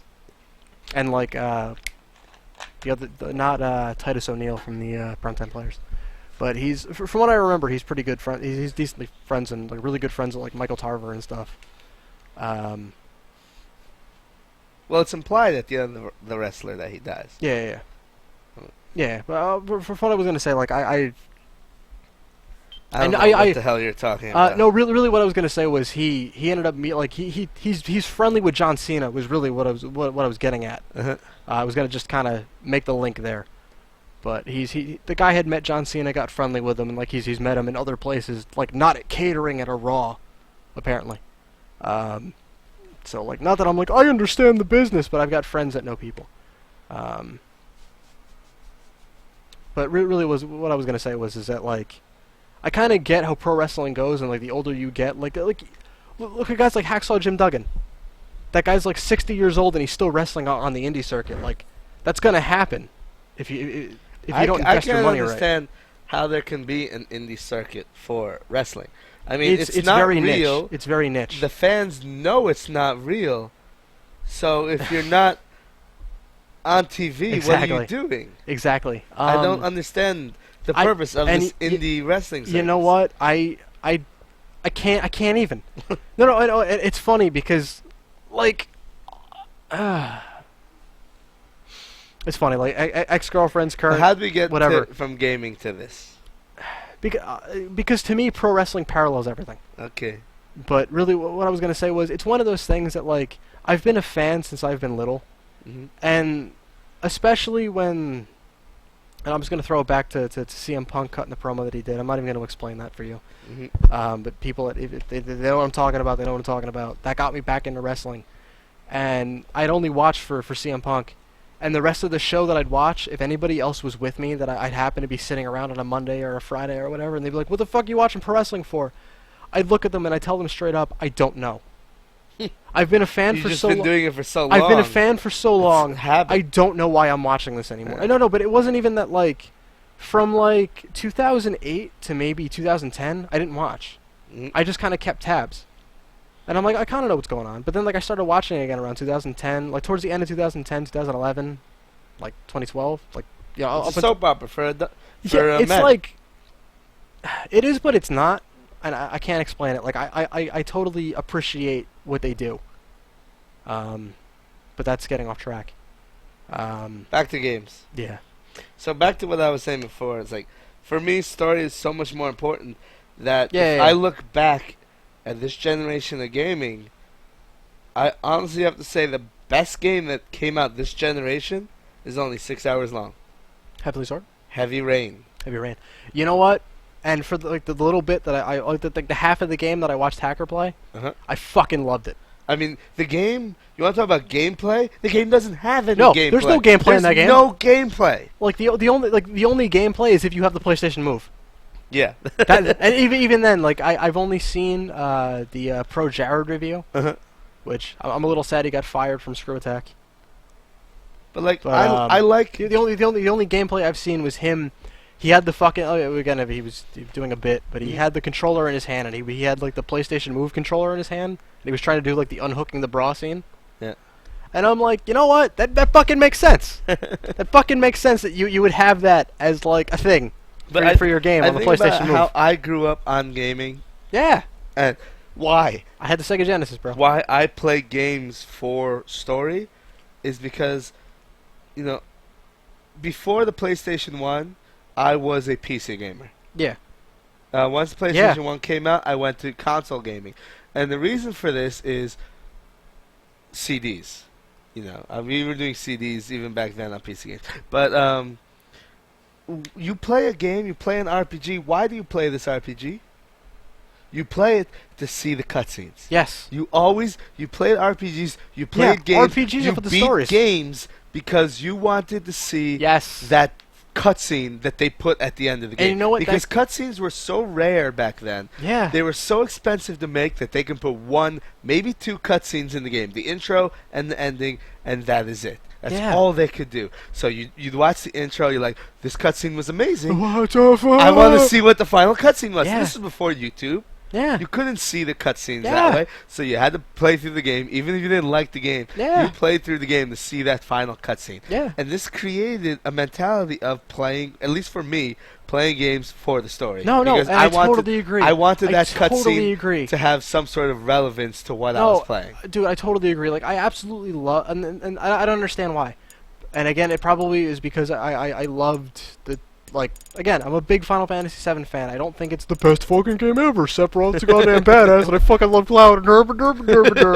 No. Again, like, that game's got its problems, but whatever. That game came out, and that was my first exposure to a turn-based RPG, and I fucking loved it. I fucking loved, I love the materia system. Yeah. Like, I enjoyed the turn-based system. Love the materia system, yada, yada, yada. I was really excited for Eternal Sonata, because like to me that was like a throwback to more or less like the turn-based RPG kind of thing. That was from Namco. Yeah, I was so excited for that. I remember playing the demo. The demo, I fucking loved it. I played the demo. I never got around to getting the game. Dude, I bought the game. Don't get the game. It's visually fucking amazing. It's fucking brilliant. Like, the story That's the one where you play as Chopin. Yeah. It's all based around Chopin. Yeah, Chopin. Yeah, it's based around him, like when he was sick. Yeah. It's pretty much the game is his fever dream. That's pretty cool. To me, that's pretty mind blowing. That you just take a guy from like a legit thing that happened, and you're like, we're gonna make a fucking Japanese RPG about it. What the fuck? Who cares? Fucking whatever. That's kind of mind-blowing to me. But, like, I don't know if it's just because I just puked all over the floor. Did he? Oh, God. Do we have any spray, anything for that? Damn it. Alright, so...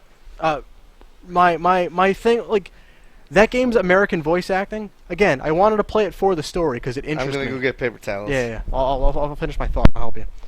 But my thing was that... Again, like Jay was saying, you're going to play these fucking RPGs, you're going to play these games for the story. I enjoyed the story, I liked where it was going. The voice acting was fucking terrible! And again, it's probably just because I don't know. I guess it goes back to like American anime being terrible. Like the voice acting is always awful, and it kind of just transposes into the Japanese RPG genre. Where everything is way too Japanese, and everything is way too Japanese, and they get like terrible voice acting. I couldn't get past the voice acting in that game. Namco was pretty notorious for really bad localization. I mean, the best Tales of games still aren't available in America, and they never will be. Which ones? Let's see, Tales of Rebirth, Tales of Destiny 2, Those games are never coming to America. I thought Tales. No, yeah, no. No, the Tales of That was Destiny. Tales of Eternia, and Tales of Eternia was the Fireball thing that I was thinking of the last time. Fireball! Yeah, dude, I played that maybe 2 years ago. Tales Fucking of Eternia loved is so it! good. Fucking So loved good. it, bro. The Tales of series was so much better in 2D Yeah. than 3D. But you know what? And I know you don't like it. And it wasn't even like my first exposure to it because I love Tales of Destiny. Tales of Destiny is good. I love Tales You of said Destiny. they when didn't that like shit- Tales of Destiny. No, because That's the first ever Tales game I ever played. you know, what I was gonna say was I know you didn't like it, but Tales of Symphonia. Oh, awful game. Again, Awful game. I enjoyed it.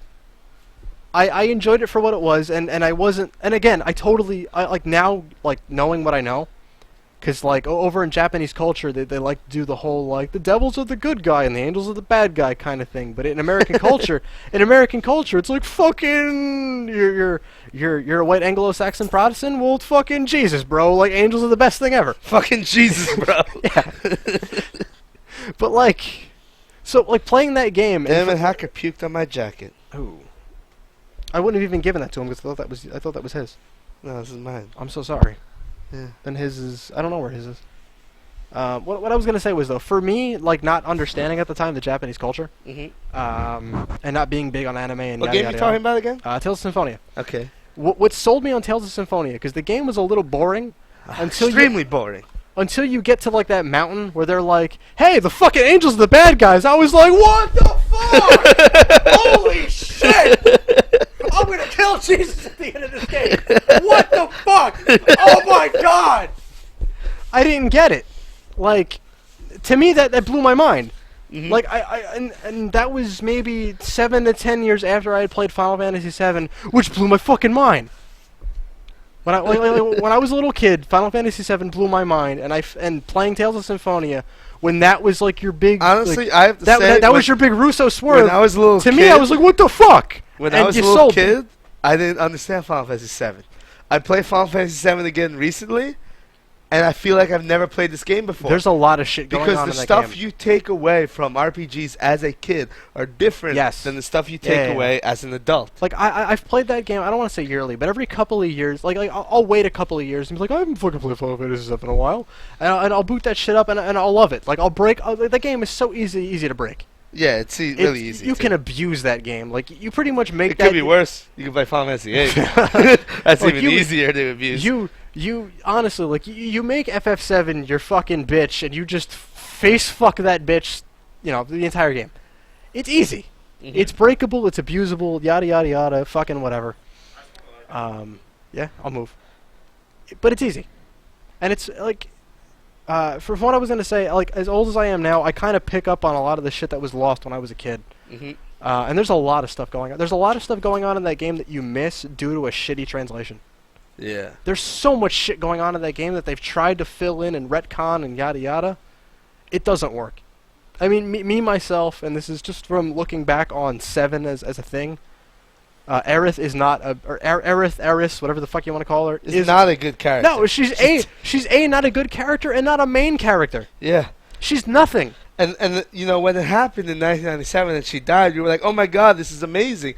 And you look back, and you're like, she's got nothing to do with the game. Who cares about Aerith? She's not even a good character. No, and honestly, I mean, not even a good character to have in your group. No, and when I was a kid, I remember playing it with a friend of mine. And this is back in like 4th grade, third, 4th grade when the fucking game came out. He was already like ahead in the game, and he was kind of helping me out a little bit because at the time, not that the internet wasn't a big thing, but like he was slower. But you were still buying strategy guides. Like I still had like I had the Prima strategy guide for that game. Prima. But that was when Prima was okay. Was good. Yeah. Prima was good back then. Prima was the fucking shit back then. Like that was the standard. But he was telling me, like, he was kind of showing me what to do and what not to do, and was like, hey, watch this cutscene. And he like, we're little kids, but he got a little choked up when Aerith got stabbed. I applauded because I never used that bitch. I was like, good. Dude, she's fucking dead? Great. I was never using her anyway. Fuck that. Alright, so what are we talking about? Stories in games. Yeah, stories and games. But yeah, I mean, I play games for stories. Stories are... Video games for me are movies that You're kind of interactive with. So I fucking love Heavy Rain. I can't watch sports. I have a real hard time watching sports because I can agree with you to an extent. As a watcher, you're not partaking in it. I agree. You're just there, and I need to be a part of something to like it. It's one of the reasons I can umpire sports. Yeah. Cannot watch sports. No. Pisses me off. So sometimes movies can be harder to watch. Yeah. But if you're a member of it, if you're doing something, if you're moving it along, Yes. that adds so much to the experience. Yeah. And so usually I don't like open-ended games. Sure, So, I heard for that book was instance, awesome. Chrono Trigger was awesome by itself. Chrono Trigger was good. But what I'm saying is I usually don't like RPGs that have 16 endings. But Chrono Trigger's the exception. Because that game's fucking amazing! But the reason why I We're don't trying not like to yell. RPGs that have 16 endings is because a game is supposed to tell a story. Yeah. At least the games I like. They tell stories. And when you make it open-ended, allow the player to create their own story, then what the hell story you're trying to tell anymore? What the hell is the point? No, and So- that's... And again, this is a little going off topic. But I guess that's the difference between something like take two really well-known intellectual properties in comics. Take like Watchmen, which ends like that. I'm just picking a big name, Yeah. and that's a finite thing. You take Watchmen and you take Superman. People will jerk off over Watchmen like it's the next it's like the next coming of Jesus. Like Alan Moore was like, here's fucking Jesus, whatever. Him and his crazy black Here's magic. fucking Jesus. I love Alan Moore. But and take Superman. People will hate Superman. I don't like Superman. Well, Never too many liked Superman. fucking powers and yada yada. But that's still an ongoing thing. Well, I think one of the reasons why I never liked Superman is because That's a whole other can of worms. Yeah, let's not get into that for now. I mean, I can debate that, and I can debate that with like current shit. But But what I'm saying about open-endedness is I like to be told a story. I like to follow this story. yeah, exactly. And Heavy Rain is one of the few games where I'm okay with branching storylines. And I don't know why. I think it's because the characters are so well thought out that it doesn't matter. The story works. In fact, there are so many different endings, but who fucking cares? But the endings, they don't really tell different stories. Yeah. The story never changes. What they tell are different possible outcomes. I see these other games. For instance, let's talk about Final Fantasy. That actually might be why I'm a little I feel like Rich using the word actually 17 times. But that might be one thing why I'm okay with like the cheesy storylines in fighting games. But like, Because there's like 17 possible outcomes for the fucking endings. Look at Final Fantasy X. I was not okay with that game because of the sphere grid. Final Fantasy X?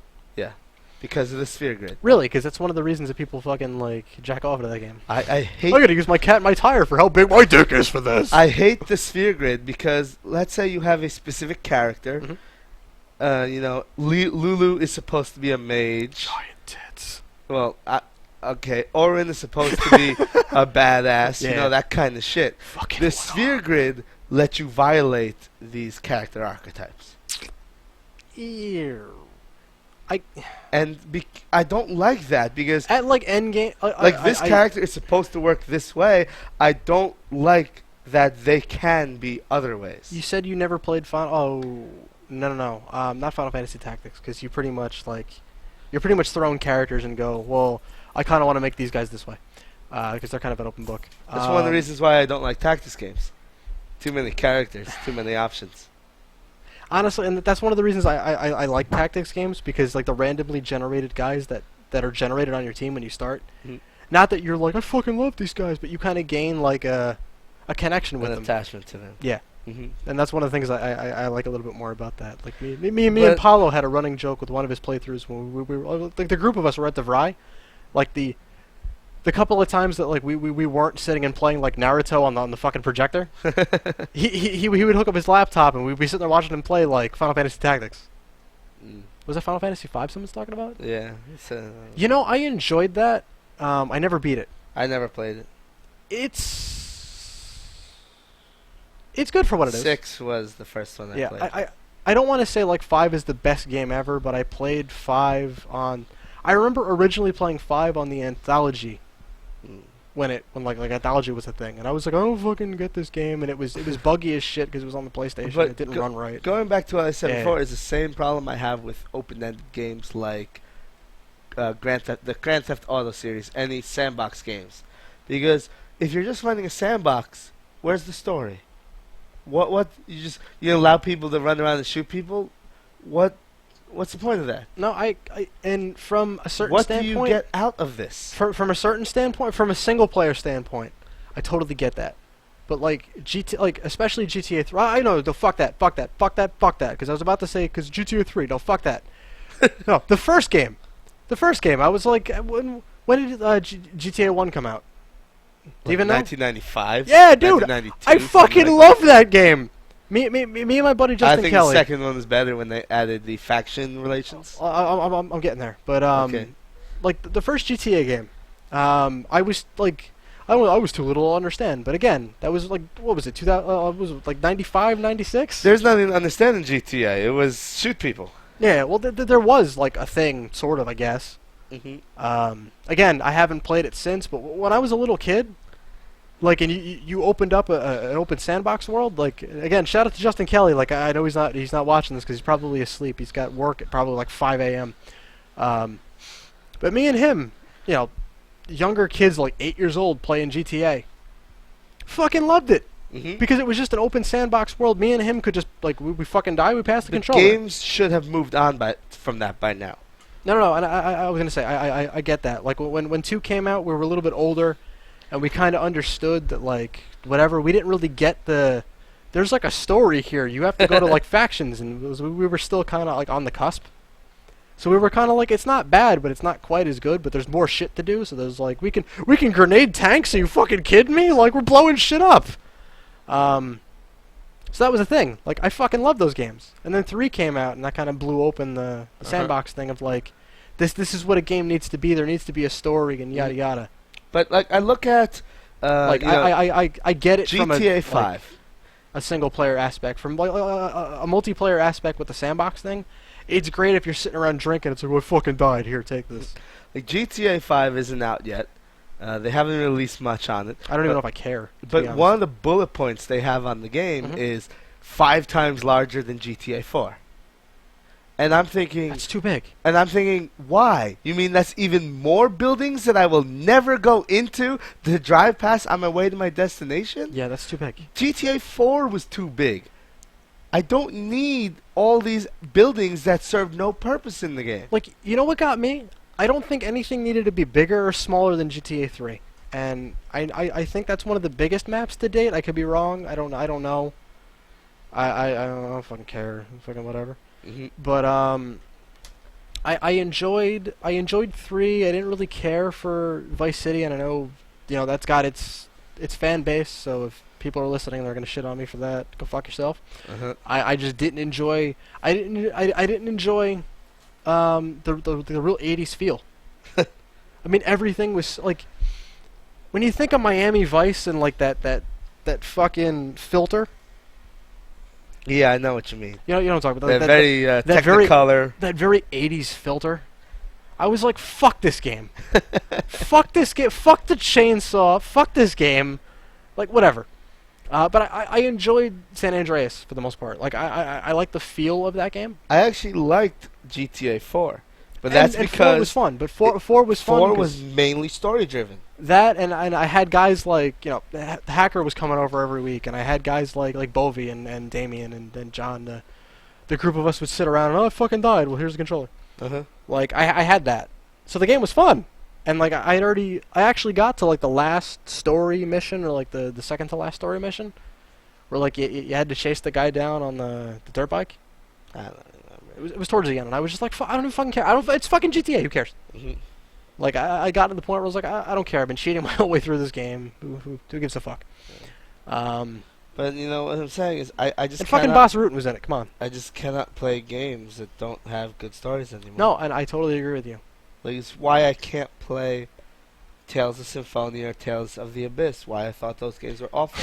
No, Their stories are insultingly bad. I have. I'm laughing because I disagree. I can't even say I disagree with Symphonia because when I played it when it came out and there wasn't. And I don't know if it's. I think the majority of the reasons why people like the Tales of Symphonia is because for most people it was the first Tales game they played. Yeah. And the combat engine was new to them. New to them. And because of the new combat engine, they were willing to overlook the absolutely atrocious story. Yeah, I thought the voice acting was pretty good though. But for me, the combat engine was not new. Yeah, of course. So yeah, I could not overlook how. Oh my God, bad the story was. Yeah. It was worse than Tales of the Abyss. I wouldn't go that far. Tales of the Abyss was really bad. That's the reason I was laughing. I was gonna say I'm gonna get there. Did you beat Tales of the Abyss? I beat them both. Tales of the Abyss. 10 hours before the end of the game, you beat the game. Yeah. And then they're like, no, you didn't beat the game. There's some shit to do. There's some shit to do. Why? And now you have to kill everybody all over again. You're like, why? There's no reason for this. Why can't you just say, I beat the game? You know, I beat the game. Show me the final cutscene now. We can call it a day. Yeah, exactly. Nothing in the last 10 hours even matters. No, like again, it might just be because like I wasn't familiar with the Japanese culture. I wasn't huge on anime. Like what sold me on Tales of Symphonia was the angels being the bad guy, and that like as a kid that blew my fucking mind because I was in middle school. Angels are generally bad guys. Yeah. Well, but again, I know that now, but at the time I was like, what the fucking holy shit! That blew my mind as a kid. So I was able to overlook like the kind of spotty. I can't even say the spotty voice acting. The voice acting was pretty good. No, it was pretty spotty. I mean, well, not so much the voice acting. It was the writing. The writing was really bad. The voice acting was pretty good. I mean, the fact that they got the guy that did Robin to do Lloyd, while I think Teen Titans was on at the time. I don't know if you watched Teen Titans at all. I did not. Right. Well, the guy that played Robin was the same guy that did Lloyd, and he used the same voice. So I was waiting for him to be like Starfire, Raven, Cyborg, like, and it never happened. Titans go! It never happened, and it kind of killed me as a little kid. But again, as a comic nerd, the Teen Titans cartoon hurt me. But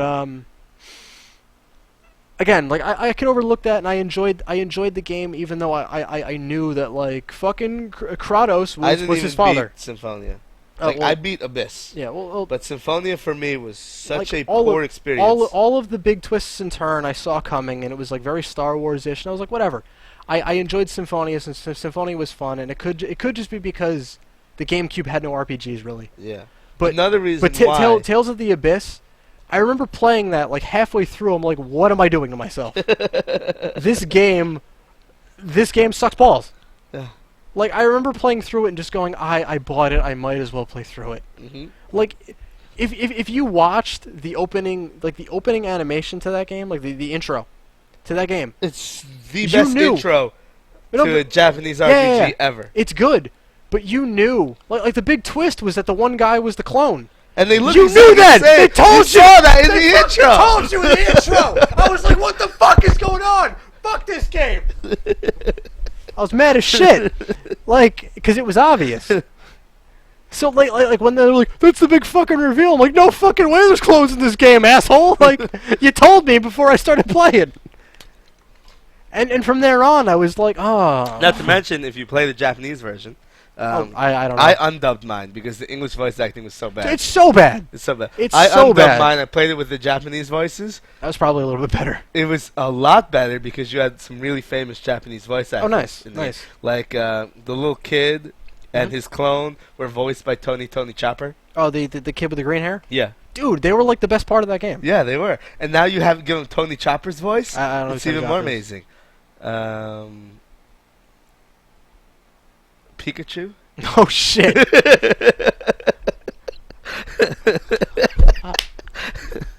Use your Thunder Smash.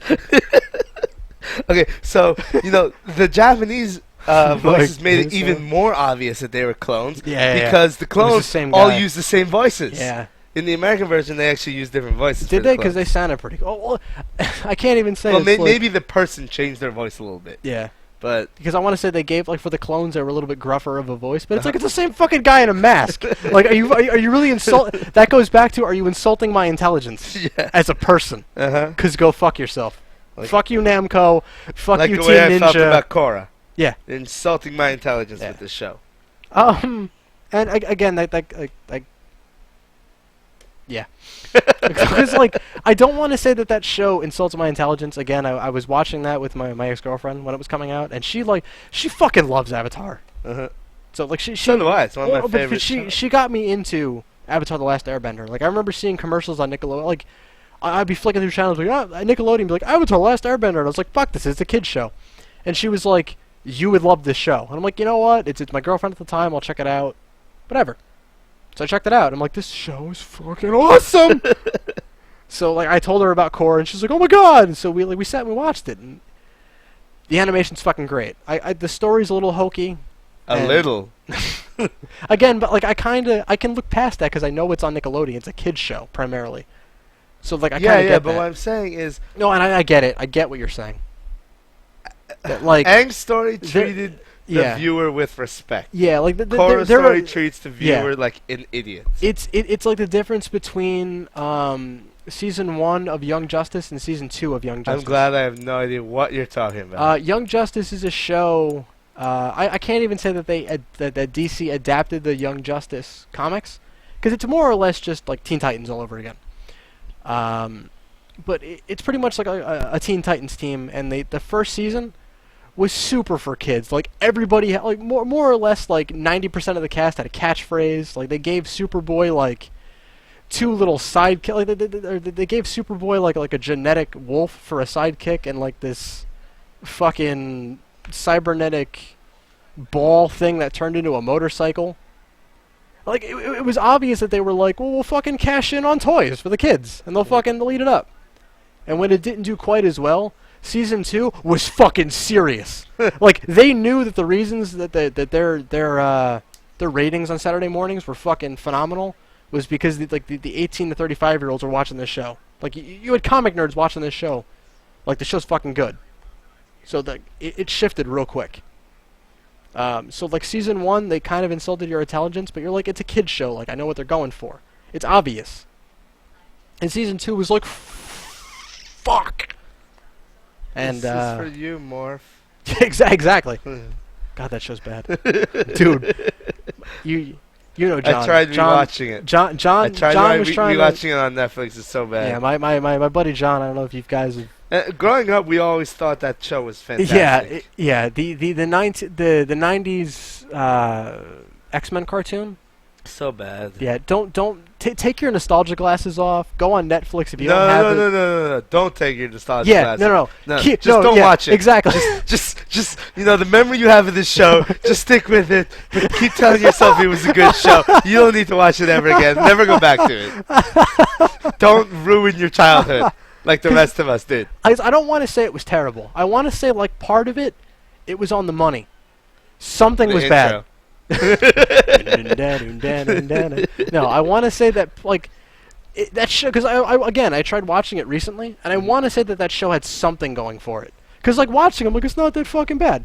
Like, something could be worse. But certain, like the voice acting was good, but the writing was terrible. The writing was so goddamn bad. Like, that episode with the Morlocks, where Wolverine's going on about the scorpions that are on him for like a minute and a half. Fucking scorpion. You're Wolverine, motherfucker! You've got a healing factor who cares about poison. Murder everything in front of you. You're Wolverine. But, now that guy the guy that voiced Wolverine on that show was amazing. So, props to him for, like, that was his only big role. And now Steve Blum's doing him. Really? Yeah. I don't like Steve Blum. You know, I do. For, like, the 4 voices that he has. That's my problem with Steve Blum. He's got one voice. Well, he has a couple. Fine, he has 2 voices. He's got 2 voices. That is it. Every character he does sounds exactly the same. Either sounds he does like Spike. Yeah. Which is his, like, regular voice for the most part. You know who's awesome? Who does a couple of the same voices, but you're okay with it? Because the times that he doesn't, you're like, oh my god. John DiMaggio. John DiMaggio is fantastic. Every time I hear Bender's voice, I'm like, yes, this is all I want. Yeah. And there should be a Bender in every show. Because he's doing the same voice for Jake on Adventure Time. Yeah. And it's great, because he's so, like, aloof. But have you ever seen? Yeah, but like John DiMaggio's voice is so good that you don't care it's the same voice. Yeah. Stephen Blum's voice is not that good. I still think he's one of the few American voice actors that kind of gets what you need to do though. So some of the stuff is kind of passable. Like, did you play Dragon Age? No. He was really. I don't like BioWare, remember? Yeah, right. He was really good as Oghren. Like he did a different voice. Like, it wasn't too much different. It was one of those things you're like, oh, it's fucking Steve Blum. That's a little bit different. I remember him as one of the bad guys in Dot Hack. Pissed me off. I'm not huge on Dot Hack GU. I couldn't tell you. Yeah. But what I was gonna say about John DiMaggio, I mean, he's usually doing like the Bender voice, or he's got like, you know, it's him. Yeah, you know it's him. But you know what blew my mind? What the fuck? Oh, he's doing Ian McKellen on Colbert saying "You shall not pass." He's doing Hobbit Week. Yeah. Okay. So he had him on. He had not Chris. Is this Martin. Andy Serkis? The guy that does Smeagol? Yeah. Yeah. He had the guy that's gonna. He had the guy that. He also plays the bad guy in Heavenly Sword. Yeah. And the main character in the game they made after Heavenly Sword. I can't remember what it's called. Enslaved. Are we streaming this? No. Okay, that's hilarious then. Why? Because the people that are watching this look, what the fuck? We're talking about the Colbert Report. It's on right now. It's on live, motherfuckers. Comedy that's Central. Right, that's right. Comedy Central. Yeah. I'm okay with being a sponsor. I mean, getting sponsored. that would be fucking amazing. Yeah. I mean, honestly, like Comedy Central's on my TV like 24 hours a day. But like this is completely off topic. Yeah. It's one of those things that like it's kind of nerdy and whatever. Like we're doing this, but like I can be like, listen, my friend Jaxel. You know, we call him Jaxel. His name is Jason Axelrod. He's not only like a thing in like the Soul Calibur community. Like 8-Way Run is a known thing in the fighting game community. That's kind of cool. Yeah.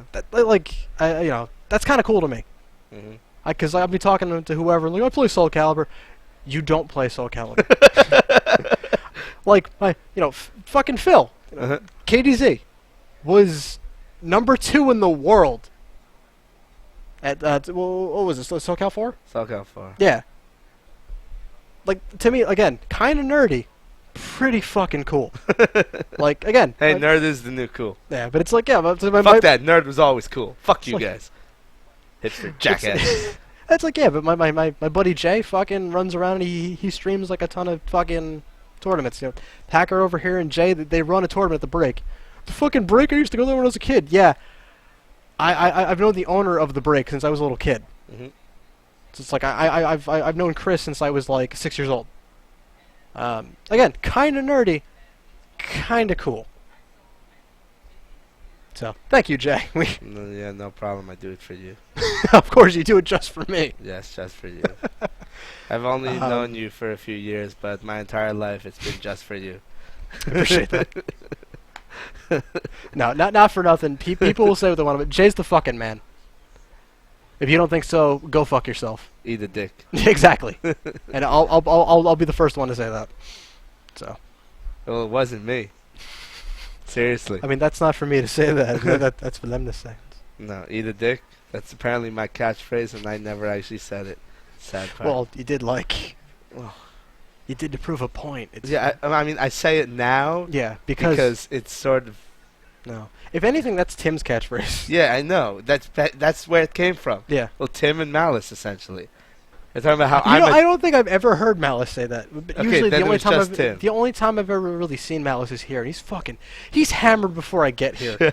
That guy drinks like caribou blood is his blood. Like caribou blood? Is that alcohol? It's a mixed drink. I forget what's in caribou blood. It's what is the stream chat? I know deer blood is in caribou blood. It's fucking sick. Purple nerds? What's up? I'm just looking at the chat room. No, I'm asking them what the fuck that is. Asterix Batman says Korra's story isn't that good. No. But it's not even done yet. That's the thing, though. It's supposed to be done. The show was only supposed to go one season. Well, no. They their original plan was to do 2 books, and that's what they're doing. They're getting like. Then how the hell can the ending of the first book be that bad? I don't know. I kind of saw that coming. And again, it's a fun show. Like I'm not looking for like best fucking show ever. It started out it's good, mindless. and it just I'm the Avatar. downward, You gotta deal with it. Downward It's the spiral best scene. of. Again, I wouldn't say it's the worst Idiocy. show because there's much worse shows. Oh yeah, there definitely is. Like people jerk off over Lost. If you're a comic book fan, you knew what was happening in Lost when that show started. I am not a comic fan. I thought the first season of Lost was fantastic, and then the rest of it sucked. Yeah. Speaking of comic, And that had more to do with the writer's strike than anything. yeah, I'm gonna say speaking of the writer's strike and comic book fans, can we talk about how bad Heroes was? Because I didn't watch. Heroes? Because I didn't watch that show, but you know why it got bad? They let. I thought it was always bad. Well, they let Jeff Loeb start writing the show when the writer's strike happened, and Jeff Loeb is only good. Again, it's perspective, but once he has a handle on the character, fucking great. Go back and go read like Batman Superman that he was writing, and Ed McGuinness was doing the artwork for. Fucking great. The entire run, fucking phenomenal. Now, when Heroes that show, started, fucking bad. when Heroes started, the first season, everyone's like, "This show is amazing," and from the start, I was like, "Really? You guys think this? I think it's mediocre at best." Really? Because it's kind of okay. It's kind of okay, and That's how I felt about Smallville. and the show From a Superman and every fan. season fuck afterward, where it's got worse and worse, and people were like, "Oh, now the show's bad." I'm saying, no, it was bad in the first place. It Yeah. was never good. Yep. You know, what was the best season of Heroes? You got me. The final season. Because final it season- ended. The final, no, not because it ended, because the final season was fantastic. Okay. I don't know what they changed, but the final season was fantastic. It's like the writers knew that, hey, we're done. Let's go balls out here. Let's do what we want to do. We got nothing left to lose. And that's the thing. And it was so good to the point where I'm like, I want another season. Little Waters. Yeah, sure. No, I'm just saying. Like my what's it called? Like Yeah, I hate those little waters. They're too well, small. Who yeah. drinks that little water? I like, like that they sell the it's- little soda cans. It's like the that. same way you look at rock bands. So often than not, a rock band, their best album They is their will- first album. It's because they're not yet, licensed. They have nothing left, nothing to prove. And So nothing they to just make the lose. music and nothing Yeah. to lose. They just make the music Yep. they want to make because they love it. Yes. And then they hit it big, and then they suck. And then And they they're feel never as good as they used to be. Yeah, and then they'll try to cash in on whatever. Like as someone that's trying to like I guess make it in the music business, I agree with you're gonna do what you're gonna do to get yourself to the dance.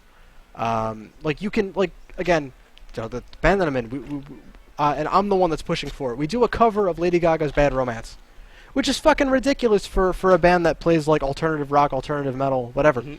But the bridge to the song, the bridge to the song is completely different than what they're playing.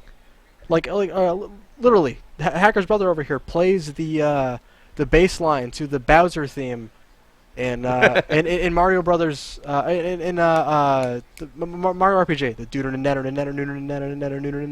that thing. Like he plays that as the backdrop. And our guitar player plays this fucking eerie like tapping thing, and I'm singing the bridge over this, and it works.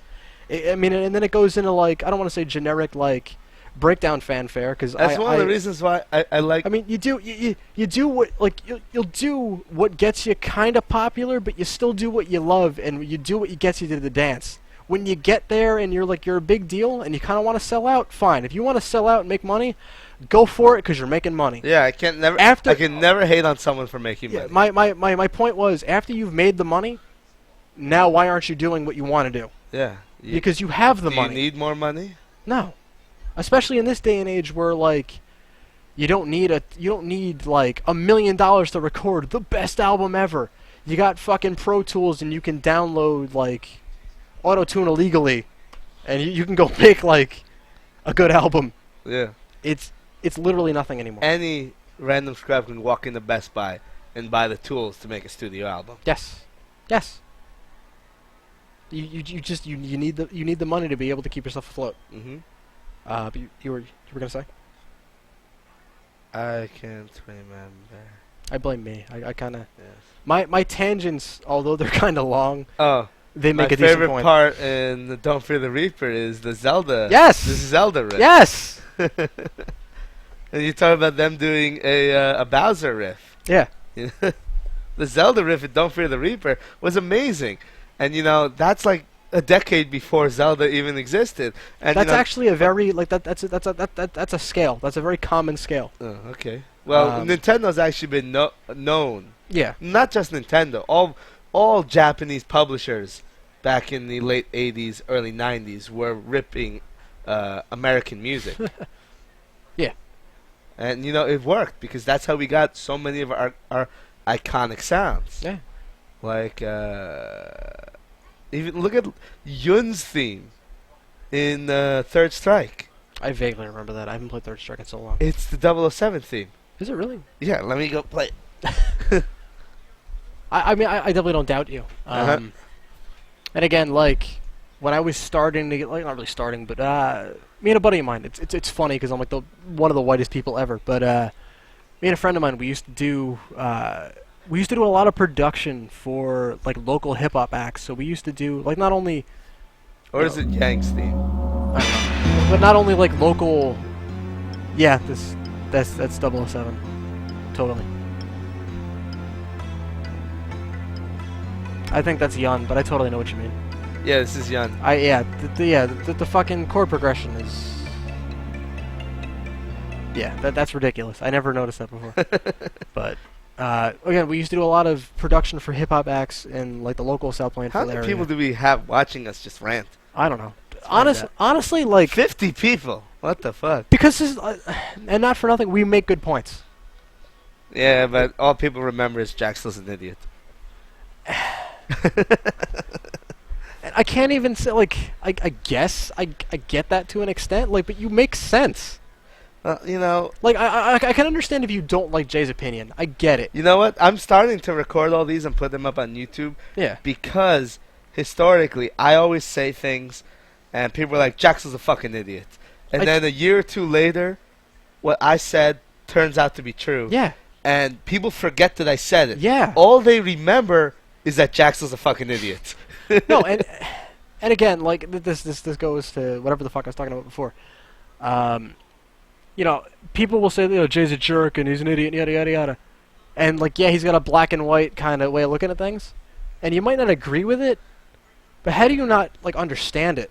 I totally get it. Like, I might not agree with you on everything, but I totally get it. It's like, well, Jay's fucking like Jay's whatever.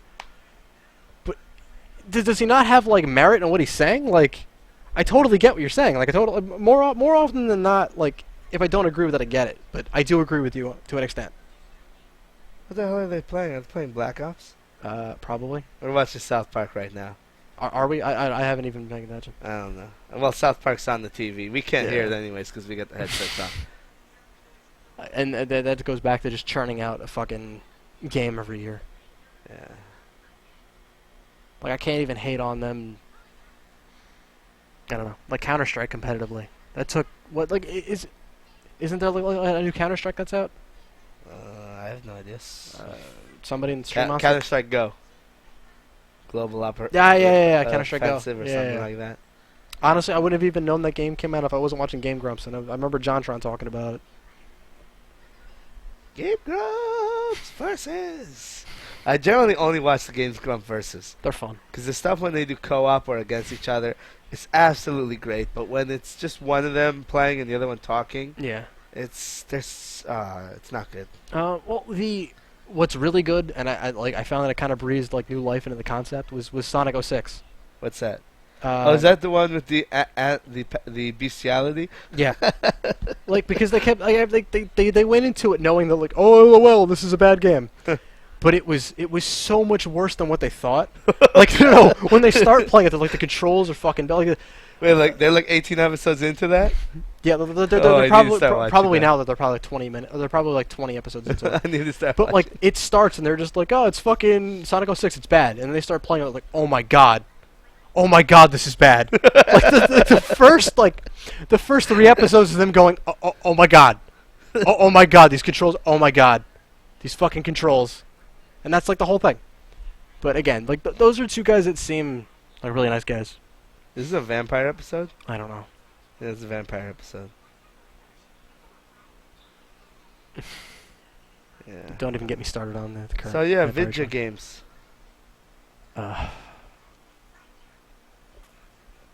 And this again, it goes back to me paralleling pro wrestling.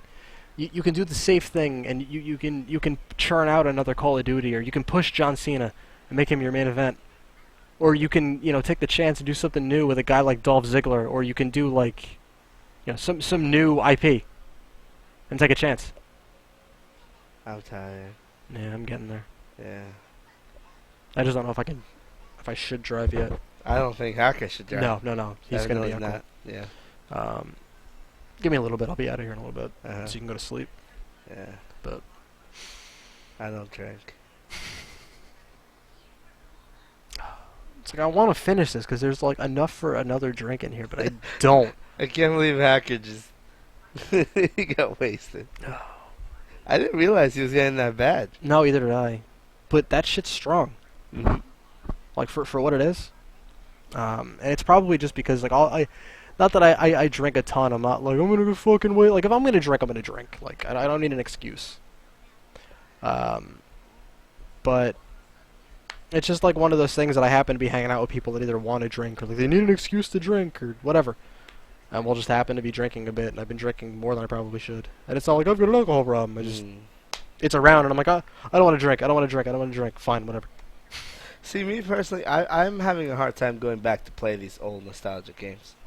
Because, like, even these RPGs that I grew up on that I loved growing up, You just don't want to play them. I don't want to play an RPG without simple things like voice acting anymore. Yeah. Or having to hit X to get through every line of dialogue. I don't want to do that anymore. I just want the dialogue to be automatic. A cutscene happens, Yeah. and I'm not talking about like a FMV cutscene. I mean like an in-game cutscene where you talk to an NPC for 5 minutes. Yeah, and you're hitting buttons to skip and you're just everything. hitting X, you're X. And you're like, X. there's voice acting for this. Why didn't it just do it itself? Yeah. I think that was Or the problem is the games that don't have voice acting in it. Yeah. I think that was one of, like, again, Tales of the Abyss, first game ever. Like, the gameplay, it's okay. I mean, it's still, it builds on, I think... Oh, no, the worst thing, Tales of the Abyss. The way it did that. Okay, so, there's voice acting in Tales of the Abyss. Mhm. You still have to hit X. Yes. I was going to say, that was a thing. Like, they did some cutscenes that were, like, No, pre-rendered. but then there were skits. The skits had no voice acting. But... it went automatically. Yes. And it's like, I'm not done reading yet. Why are you going to the next line of text? It was the exact opposite of what it should be. I was gonna say, like, my point I was gonna make was, I don't know about you, and I don't know about anybody else in the stream or anybody that's watching this later. Box counting mini games in the Sonic game. Oh God, I've never played Sonic 06. I haven't played a Sonic game in years, so I couldn't tell you. Mm-hmm. I can't say that. My cousin downloaded Sonic 4 Episode 1, or whatever that was. Yeah. Ballsack! That's what I Holy heard. shit, that was bad. That's The what I controls are heard. fucking terrible. What I was gonna say was, though, I don't know about you guys or you or anybody watching the stream or later or whatever. Honestly, I've never liked Sonic. Oh, But then again, I wasn't never even liked gonna- Mario either. platformers. And I've never liked Mega Man. I don't like platformers. What I was gonna say was, I don't know about you guys. If I'm gonna watch something, and again, I'm like 135 pounds. You can see on stream, fucking terrible. But if I'm gonna like sit and watch something, or if like I'm gonna watch a movie, or if like I'm gonna go eat something, I kind of want to do both. So like I remember kind of getting food and wanting to sit and like, I'm still kind of half playing Tales of the Abyss. Mm-hmm. And there's certain points where I'm like, oh, well, it's a JRPG, it's a cutscene. This should last like 10, 20 minutes. I can eat during this. No, because I have to sit and hit X the whole time through. Yeah. I'm like, fuck this fucking game. I mean, I know it's a stupid thing, and it's a, like... There It's is minuscule, so but it's much like- wrong with that game. Yeah. With the localization. Yeah. There's a lot of things, like... I just miss, like, a good Japanese turn-based RPG. Valkyria Chronicles. But still, that's like... How old is that? 5 years. Still, like, something more current, It's like... PlayStation 3. Valkyria Chronicles 2. Wasn't that not as good as the first one? Valkyria Chronicles 3. They made more than two? I remember Kit yelling about the second one. His complaint about the second one is for PSP. Really? Which is fucking dumb. Which is my complaint too. Okay, now we just open up a new subject. Yeah. Kingdom Hearts. This all leads to Kingdom Hearts. Again, my ex was huge on those games. Okay, She fucking loved them. Kingdom Hearts 1, fantastic game. Kingdom Hearts 2, still a good game. Not nearly as good as Kingdom Hearts 1. And this is just for me watching it. I enjoyed watching Kingdom Hearts 2 more than 3. Or I enjoyed watching Kingdom Hearts 2 more than Kingdom Hearts 1 because there was more shit gameplay-wise going on. But Kingdom Hearts 1 was more fun gameplay-wise.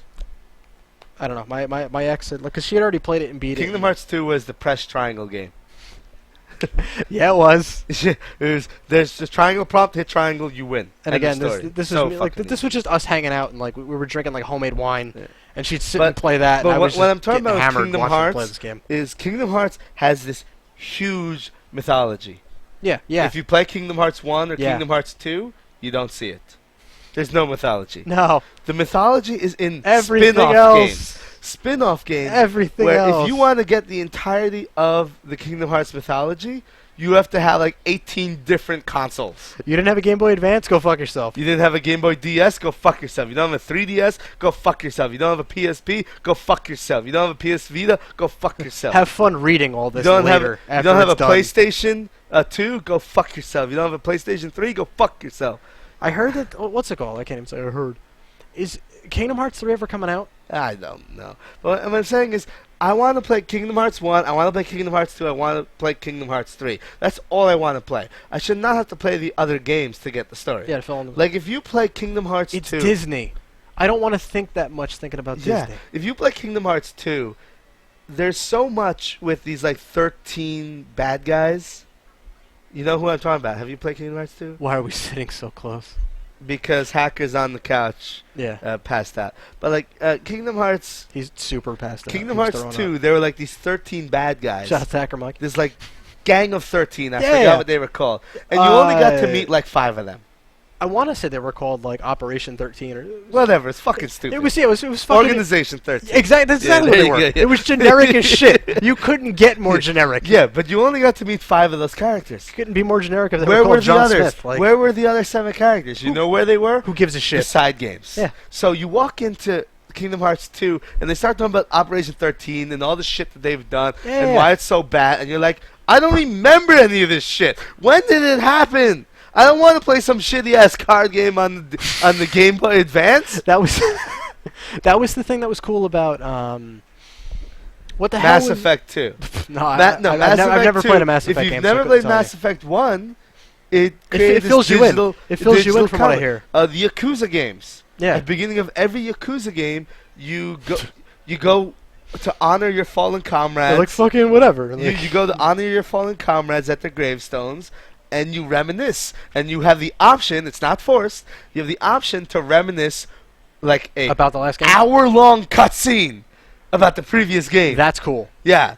Same thing. So That's really cool. if you walk into Yakuza 3 and you never played Yakuza 1 and 2, you have You 2 feel- hours of cutscenes to watch at the beginning. But that's cool. I'm okay with But that. it fills you in, yeah. I'm okay because with those that. are story-driven games. And Yes. that's why I love them. From what I remember, they did they had Kingdom Hearts 2 Uh-huh. that came out, and then they did the fucking card game and whatever else they did on the GBA. They had like 3 GBA games, and they were all like, "You need to fucking play this to get the story, brah." Because fuck you, Square Enix. That's right, Enix. Pronouncing it wrong, probably. No, fuck you, Square. Enix was awesome. Yeah. They were better separate. Let's be honest. But Let's be honest. let's Square be honest. Enix was actually pretty good until they opened up additional development houses, like Tri-Ace. No, you know what? I like Tri-Ace. Like before they were part of what's it called? Yeah, but once they like when they were doing Their own shit. when they were doing Star Ocean, like they I don't- developed Star Ocean. I don't want to get into Star Ocean only because I tried. I bought Star Ocean 3 for the PS2. Oh god, And it's that so game, bad. that game That's sucked. till the end of time, right? Yeah. Oh, it's so bad. That game sucked all of the dicks. It's Like, no, so that bad. game But sucked all of the dicks But what I'm in saying a is row. that's after Tri-Ace joined then- Square Enix. And then, if that game missed a dick in the line of dicks it was sucking, it was like, oh fuck, I missed a dick, and it went back. It went back and continued. It went back to the beginning to suck all the dicks. to get back to the one they missed. It had to start over. Yeah. Like, the game was like, I fucking died and had to go get my souls. Like, the game was, yeah. So bad. The game was like the Dark Souls of dick sucking. It was pretty bad. So, like, I bought that for, like, $15 used. Oh, you overpaid. Yeah, it was like $10 used. Like, it was bad. Oh, It was fucking awful. You know what's even worse? Fucking awful. I have this game. You probably. Oh no, dude! You have Enchanted Arms, and so do I. I have that too. So This game is so bad. Never, ever.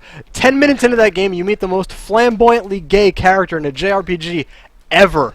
Fuck that game. I have nothing against gay people. One of my best friends is gay. Gay Chris. Yeah. Dude's like one of my best friends ever. Great guy. I have nothing against gay people. He's so... It hurts. It hurts how flamboyantly gay that guy is. The game is so bad. I kind of want to load in and make the stream just watch out. No, that's worth... Like, if we're going to drink, that's worth it. Because, honestly, what I was going to get at was... That's my own... Like, I tried playing Star Ocean 3, and I was like... I got through maybe a fourth of the game. I was like, this game fucking blows. Went back to try to play 2, and I just wasn't... Star Ocean 2 was so good. That's what I hear, but I wasn't in the mood for it. Yeah, because Star Ocean 3 soured your taste. So my cousin... Because he... Like, my cousin, again, he's kind of in the same, like... I grew up playing, like, JRPGs, and, like, I kind of just want a good, like turn-based RPG. Back RPG. to, though, because Like, RPGs, it's... When it comes to RPGs... the reason why you can go back to the older, I mean way older RPGs that have very simplistic battle systems is because simplicity doesn't age poorly. Yeah, it works. But it's simple. You look at like the PlayStation 1 era of RPGs, some of them later in the development cycle, really hard to go back to because it's RPGs, hard to look at. PlayStation 1 is the high point of Japanese RPGs. Yes. They were more popular than any other genre in that day and age, and that is the most popular JRPGs had ever been. And because they were cranking them out... They were cranking them out like they were jerking off over there. Yeah. They were just like, oh! Because they were cranking them out so much, they constantly had to keep doing new ideas. They need to have some way to say, this Japanese RPG is different than that Japanese RPG, and because of it, it's better. Yeah. And because of these constant changing design choices, some of them really do not age well at all. Somebody's talking about Beyond the Beyond. Clearly no one remembers Beyond the Beyond. No, I never played it. I vaguely remember the name. You were saying, though? But like these Japanese RPGs with bizarre I'm laughing because we were like, fuck that guy. These bizarre gameplay elements do not age well. No. And the prime example is Final Fantasy VIII. I was gonna say Legend of Legaia. Legend of Legaia, another I tried playing that like maybe actually I was still at DeVry at the time, so it was a couple years ago, maybe like 4 years ago. Look at Chrono Trigger. Why does Chrono Trigger still play as well today? It's simple. Because the combat engine is not so simple. Broken. It is basic beyond basic. It is as basic as a Dragon Quest combat engine. Oh, dude. And Dragon Quest combat engine is Dragon Quest 9 is the same as Dragon Quest 1. It has never changed. Was one of the first RPGs. Lunar Silver Star Story was amazing. Yes. I just farted. It's okay. It's not a hacker fart. No. Is he using my towel as a blanket? Yes.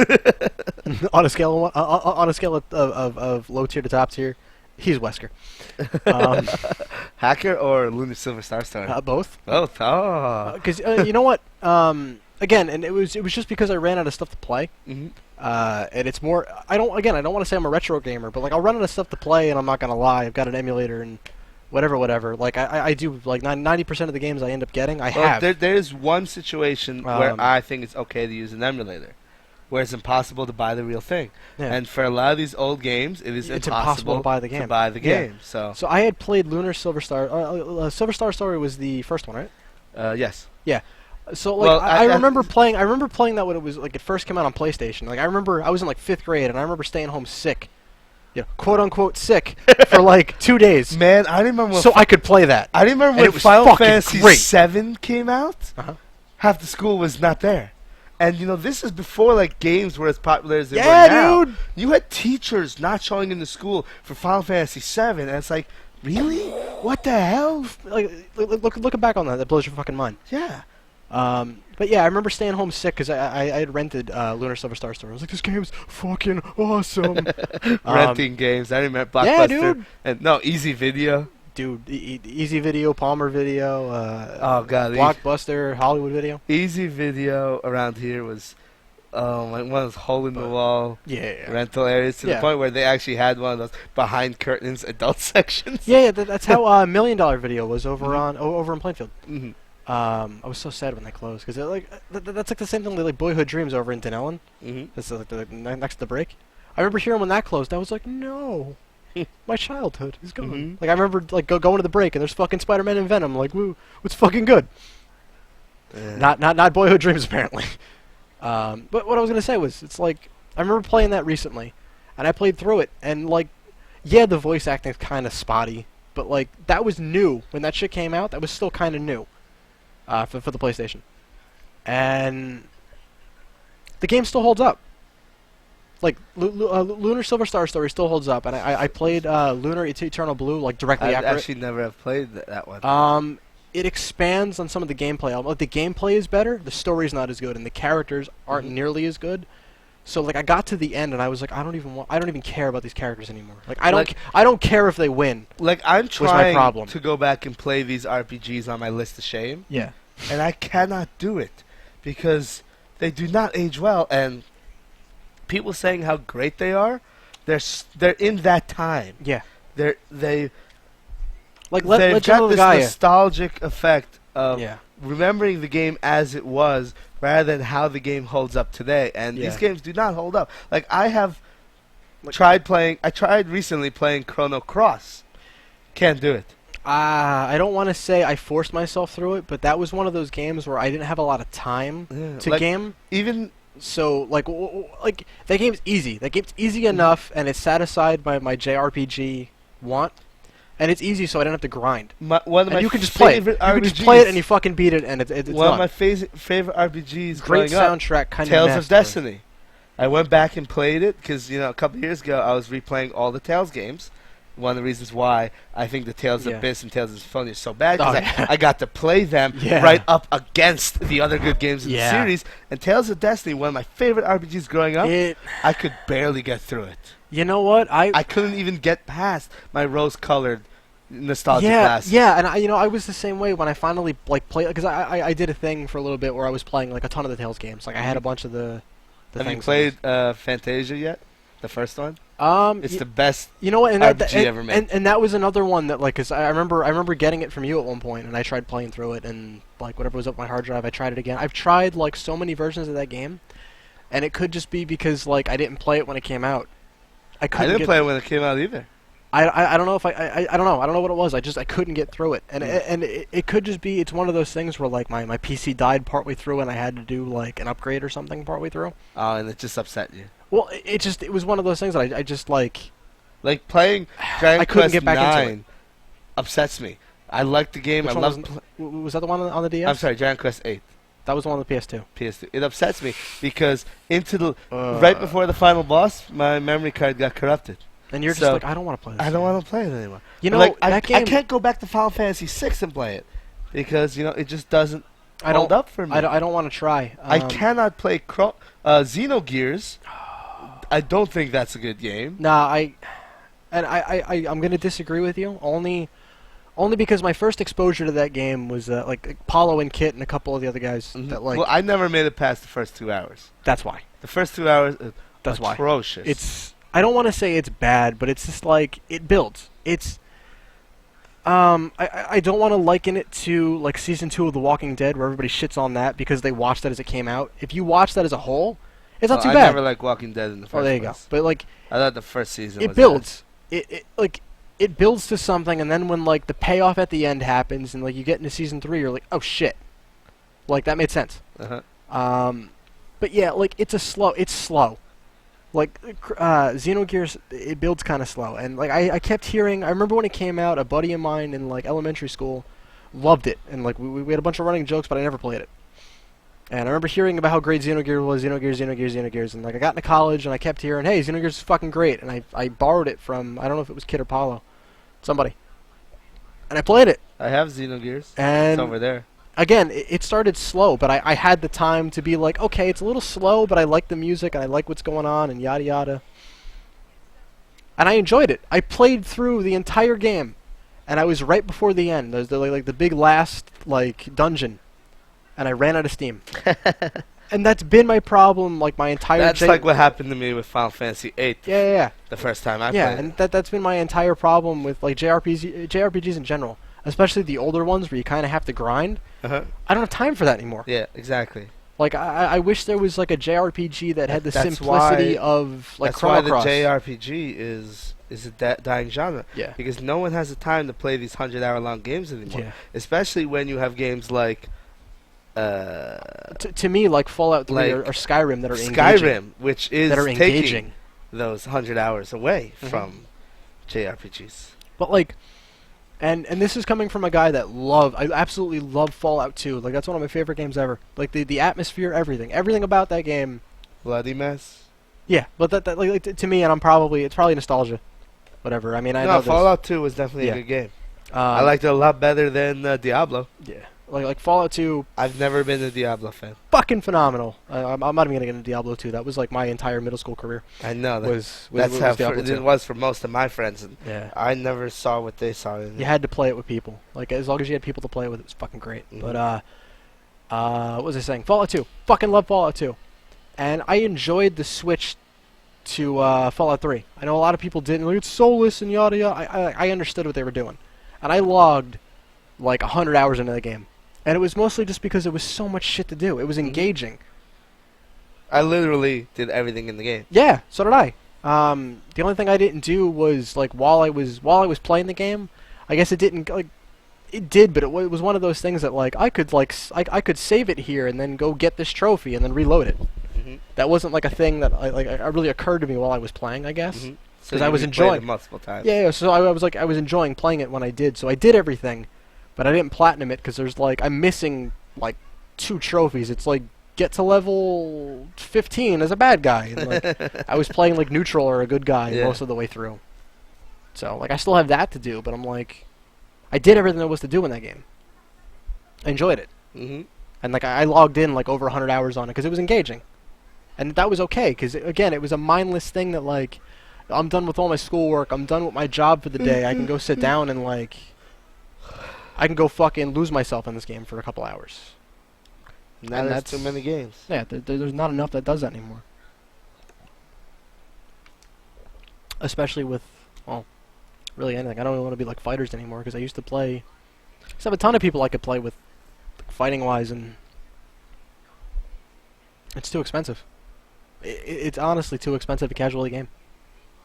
To casually game? What do you mean? Oh, I can't say to casually game. For somebody like me, like again, I was joking about I'm a gatekeeper between like your casual gamer and like your competitive gamer. Like I'm better than most of my friends at fighting games. So it kind of sucks to go play them because like I'll ruin them. Why do you think I have a hard time playing Itadaki anymore? True. Because after winning, I mean this is Itadaki is a Monopoly game with a stock market. It's Monopoly with a stock market. Yeah. It's really simple. And you'd say, if it's in Monopoly, it's all based on luck, right? Yeah. But then there's a stock market, and that's all skill. Yeah, and as a that's Jew, not luck. And as a Jew, it comes naturally to me. So, after winning 17 fucking games in a row. It's funny because he's Jewish. And the funny thing is, I'm not making that number up. No, the game keeps stats on your character. After winning 17 games in a row, I'm like, okay, I'll just watch you guys play because there's 5 people here, and only 4 people can play. Because I remember the couple of times playing this. I remember you being my consultant, and I would win. Yeah, because and then Rich would rage quit partway through. I just got so bored with playing with people who just did not stand a chance against me anymore. Yeah, no, I mean if you understand the stock market, it's like what the fuck. I mean it's basic math. Yeah. It's just games in general. Again, I don't want to say like I'm a retro gamer, but like I am not a retro gamer. Like I'm definitely not. But I definitely like a lot of these old games. I'm always talking about how great these past games were. but I'm not someone who will go back and play these past games because I have a hard time doing it. Yeah. For me, I like these new games. I think this generation of gaming is better than all previous generations combined. I really do. I don't know if I agree with that. I think games these days are more engaging. The stories are better. I'll give the you that. Cinematics are better. The presentation and gameplay is better. I'll give you that with console games. And because like when you said this generation of gaming, I think of the generation of gaming that's growing up now, where you're like 6 years old and you have a cell phone, or you're 6 years old and you have an iPad. I don't consider you're playing Angry Birds. I and don't you're playing consider those real video games. I consider that like all these passing fad. Like all these mobile games. Like that's the problem too. It should be a passing fad where all these mobile games are just like they're fucking free to play, whatever. But to do anything worth a damn, pay us like $80. I really do think mobile gaming is a passing fad. I don't know, because that's becoming. I don't want to say it's becoming the standard, but like look at Farmville. And Zynga is bleeding out. They're losing money really? year after year. Are they? Yeah, day after day, they're losing money. I haven't been keeping up. Zynga is a failing business, and they're not going to be around much longer. Is that why Zynga came out with Farmville 2? Yeah. Because that was a mind-blowing thing. One day I was on Facebook, and I got like 20 requests for Farmville 2. I was like, what happened to Farmville 1? Zynga is trying so hard to make half money of the original guys. Well, well, the thing about it is, I give props to the president for saying that he was infecting people with spyware to gain money. That's like, I don't agree with it, but yo, make your money. The what do you call mobile games is a gatekeeper to video games, the same way that the Wii was a gatekeeper to video games. I can give you that. Basically, introduced video games to new people, and new people they will play these new things for a certain amount of time, and eventually they have a decision to make. Do they want to keep playing these games? Do they want to stop, or do they want to actually get something better? Think of it like eating junk food versus eating real food. Yeah. There is no nutrition in mobile games. Eventually, we were talking about donuts earlier today when we were at the liquor store. Yeah. Donuts are the worst type of food that the human body can consume. And this is not me saying like donuts are bad for you. This is scientific This is science fact. This is science. It's an amazing comfort food. The way that it's immediate dopamine. The way that the sugar is crystallized or something like that, when you eat it, it's the way that your body processes the. It's immediate comfort. Yeah. But within 10 minutes, immediate dopamine. Immediately. But within 10 You're minutes, so it happy starts eating a donut. breaking down, and you crash. You go from immediate comfort to immediate discomfort. It's why after you've eaten lots of junk food, you hate yourself. You feel like shit. It's why after people eat Sonic, they contemplate suicide. Pretty much, it's the same thing. Yeah. You want to go to Grease Trucks in like 10 minutes? You good? and that's how funny for the people not in the Jersey area. Yeah, and that's how the fuck is Grease Trucks? That's how mobile gaming is. I don't know why you talk like a drunk girl. That's how mobile gaming is. Mobile gaming is it's the junk food of gaming, and eventually people are going to have to make decisions. They want to keep feeling like shit at the end of every day, or do they want to either stop eating or eat something more nutritional like real gaming? Yeah. And there's a time where, I mean, we're seeing it right now where there's a backlash in junk food in our society, where there's a big movement towards more healthy, more nutritional stuff. Yeah, like, and again, I don't want to keep bringing back the pro wrestling because I feel like you're like, what the fuck? But again, what the fuck? Exactly. But everything is in a rebuilding phase right now, and I don't want to be like, again, John DiMaggio, fucking better. John DiMaggio's awesome. I mean, again, it gets to everything in like a rebuilding phase. I really feel like the gaming industry is in a rebuilding phase. Well, before you have any new revolution, you have to tear things down first. Yeah. And right now, the mobile gaming industry is tearing the real gaming industry a new asshole. Yeah, I mean, even indie games are tearing games a new asshole. Like, from what I hear, because I've never played it, but I hear Braid. I hear Braid's fucking amazing. I heard it was good too. Yeah, I hear I Braid's have it, like, just never played yeah. it. Actually, I have it on my fucking PC. It was I hear free it's on amazing. PSN. I never bothered to play it. With PSN Plus, it was free. PSN Plus is awesome. Yeah. Again, I hear Braid's fucking phenomenal, and I hear the guy that made that, he's coming out with a new game. And it's Jonathan Blow? Yeah. His development team is going to be fucking great. Like, there's just a ton of indie games that are fucking... Wasn't Amnesia an indie game? Yeah. And that was getting, like, 10 out of 10 fucking everywhere. Mm-hmm. I hear it's great. Like all these indie games they're fucking phenomenal. And you got EA cranking out Madden every year that's the same fucking game. And you got... eventually we were talking about these Call of Duty. like It's the same fucking EA, thing. There's only so many Activision, times I can shoot guys. Capcom, they're going to... Eventually, They're not going to be a thing. Well, no, it's not that they're going to be a thing. It's that they're not going to have new IPs. They're going to say, you know what? We're not making any money except off of Madden. So let's just keep making Madden every year. We're not making any money except Call of Duty. So let's just keep on making Call of Duty every year. And you're not going to get any new IPs off of these guys. And eventually, they're going to look back and they're going to be like, people are going to stop buying. I hear what you're saying, and I can agree while to that. they keep on making these sequels to these same games over and over again, these smaller development studios, these smaller publishers are going to creep up on them. Yeah. I was going to say what my point was, and I agree with what you're saying for the time being. I really feel for the time being. You mean you're going to disagree with me in 5 minutes? No. You know what I mean. My point was I really think that like.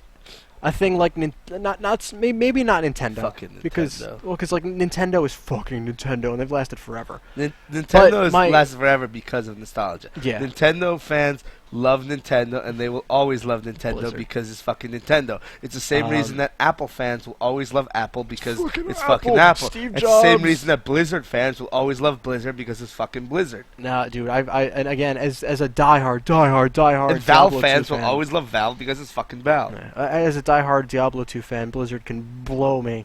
But what I was gonna say was like again, and Nintendo is like actually no, the goodwill that Blizzard has could actually disappear because of Activision. Yeah. What I was gonna say was though, I don't want to say that some of these gaming companies like Capcom and like again Nintendo is shooting high because that's like Nintendo cream of the crop.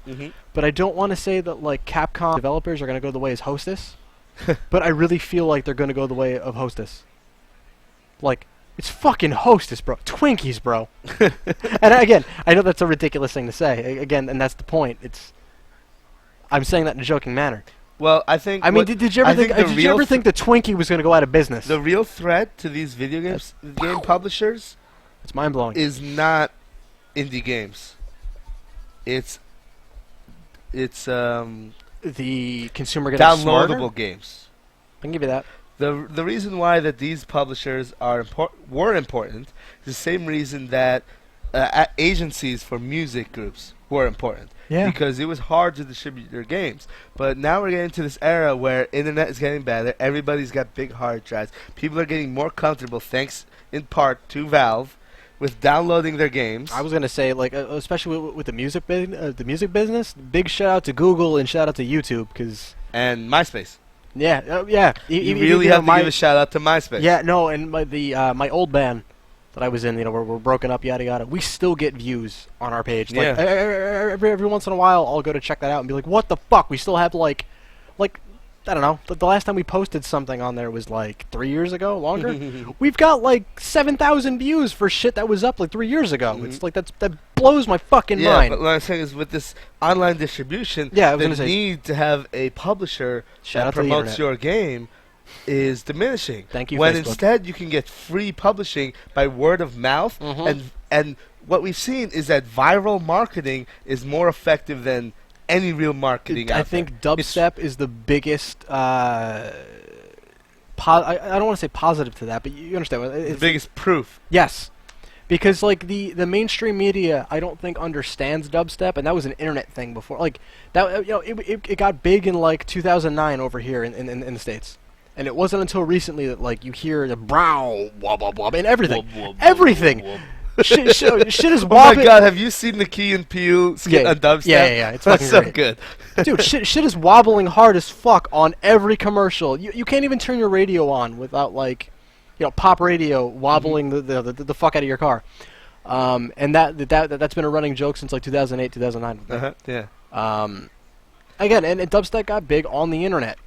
Yeah, And people had latched on and were like, this is the new fucking thing. We can make some money off of this. it's not new at all. No, it was made in 1996 in England. I've been saying for a long time, if you want to see what's going to be popular 2 years from now, look Check at what the internet. Look what the geeks Yeah. are liking now. Yes. This is historically how it's been for, I mean, dude. I have to say, hundreds of years. Dude, I was...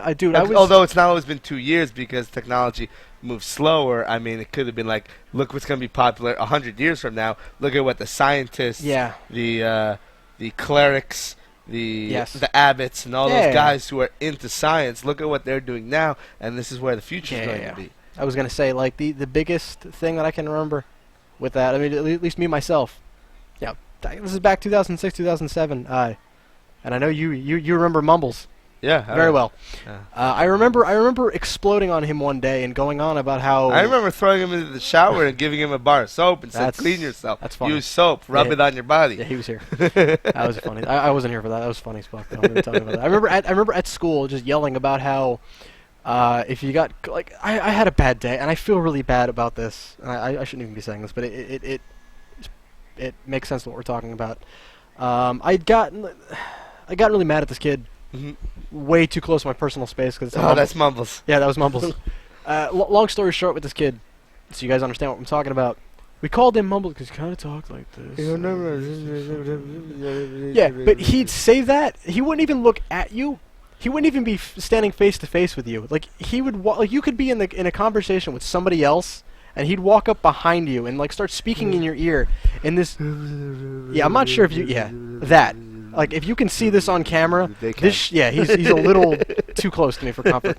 He did that to me one day, and I blew the fuck up because, you can only take so many months of that. And I remember going on about how if he got close enough to me, I was just going to elbow him, drop him, and just, elbow him till he bled all over the place, and it was going to be the most epic thing he was ever a part of. And again, it was, me just being me and over the top and whatever. Yeah. We got a nice little laugh from the people there. But, epic is now a thing you'll hear on TV. Because that's a geek culture thing. The word epic? I'm so epic, and yet, no. Like, I've already been over and done with that 6 years ago. Like, that was... Anytime I hear that on TV, that's so epic, I want to kill you and your family. The geeks already had it up to here with epic. Other people in the stream are like, I get it. Epic for the win. Yeah, dude, yeah! You know the last time I used something for the win? So epic. 6 years ago. The only thing epic that I can say today, like truly epic. I mean, Lord of the Rings. Well, that was epic. I'm not a huge Lord of the Rings fan. Okay, fine. No, the Orton pose. The Orton pose is still pretty epic. The Orton pose? You know when Serge got naked out in front of your house and he was like that? That was the Orton pose? That's the Orton pose. That was pretty epic. Serge, what? Green card. Oh, God, and he ran in the house. So just thankfully, all your base didn't catch on. Well, that's because HP, Hewlett-Packard, bought it. They bought the catchphrase, all your base. Really? Because didn't they did a Futurama joke about that. Yeah, well, I don't want to say bought, it like... bought the rights to that phrase because they wanted to make a commercial series out of it. Really? Yep. I don't want to say that didn't get popular anywhere else because that was like I remember when albino black sheep was still a thing. And like that is that why I'm still around? No. Wow. But that guy still is. Whoever ran that was still like like anytime that gets brought up, he's like, "That was me, motherfucker." I guess, but I want to like. I don't want to say that like all your base was a game facts thing, but I want to say that I know it wasn't, but I want to say that gained popularity through that. Yes? No? Am I wrong? Or am I just one of those people that like I knew about it and I guess just wasn't old enough to be in the know. Invasion of the Together Robots is really what made it popular. The what? The All Your Base song. The person who made it, the name to that song was Invasion of the Together Robots.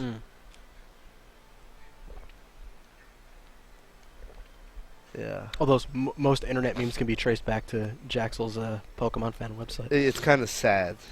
Well, again, that's another thing too. Like, again, I'm going back a couple of conversations ago. To be able to say, yeah, my friend Jay used to run like one of the, if not the most successful Pokemon fan sites ever. It was the number 6 most popular website on Earth. Again. So to say it was not the most popular Pokemon website.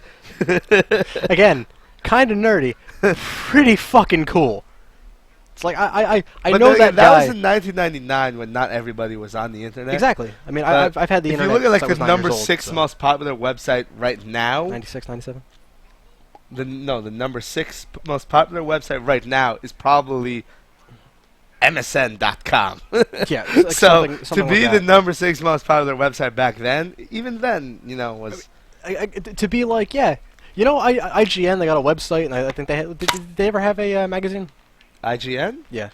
I don't think so. Still, they're fucking IGN. Like, people that aren't even into gaming, like, oh, fucking IGN, gaming My website website was bigger than IGN. Yeah, no, but Except IGN wasn't around back then. The big website Yeah. was GameSpot. Yeah. But still, to be like, yeah, you know IGN? Yeah. Yeah, they still owe my friend Jay money, and they don't legally have to pay them.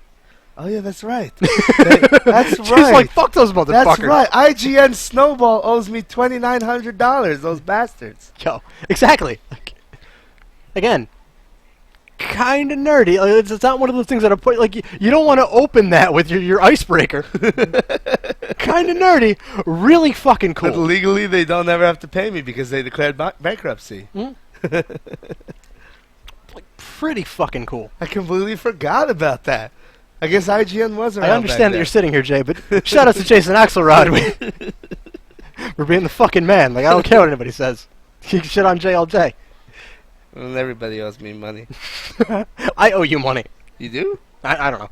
You just said everybody You owe owes me you money. $100. I don't know about all that. I'm not that dumb to get into that much debt. Ah, jeez. Oh, man.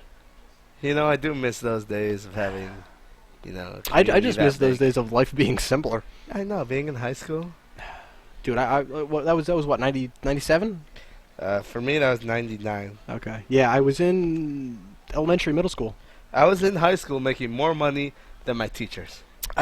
And trying to explain this to people, because I'll be like, yeah, he had like a really successful website before like the .com bubble burst. Mm-hmm. They're like, yeah, I'm like, yeah, he was going to high school. Like, they didn't understand like why you wouldn't go to college after high school. It's like because he was making more money than like the fucking whatever, like the principal, like the highest person you can get in like the school system. He was making more money than them, and it's like, why? Why would you listen to something that they were telling you when you're already more successful than them? And now I'm broke and living at home. You know what? It is. Internet bubble popped. That's what happens. Still, it's one of those things that it's like, it is what it is. Mm-hmm. Yeah.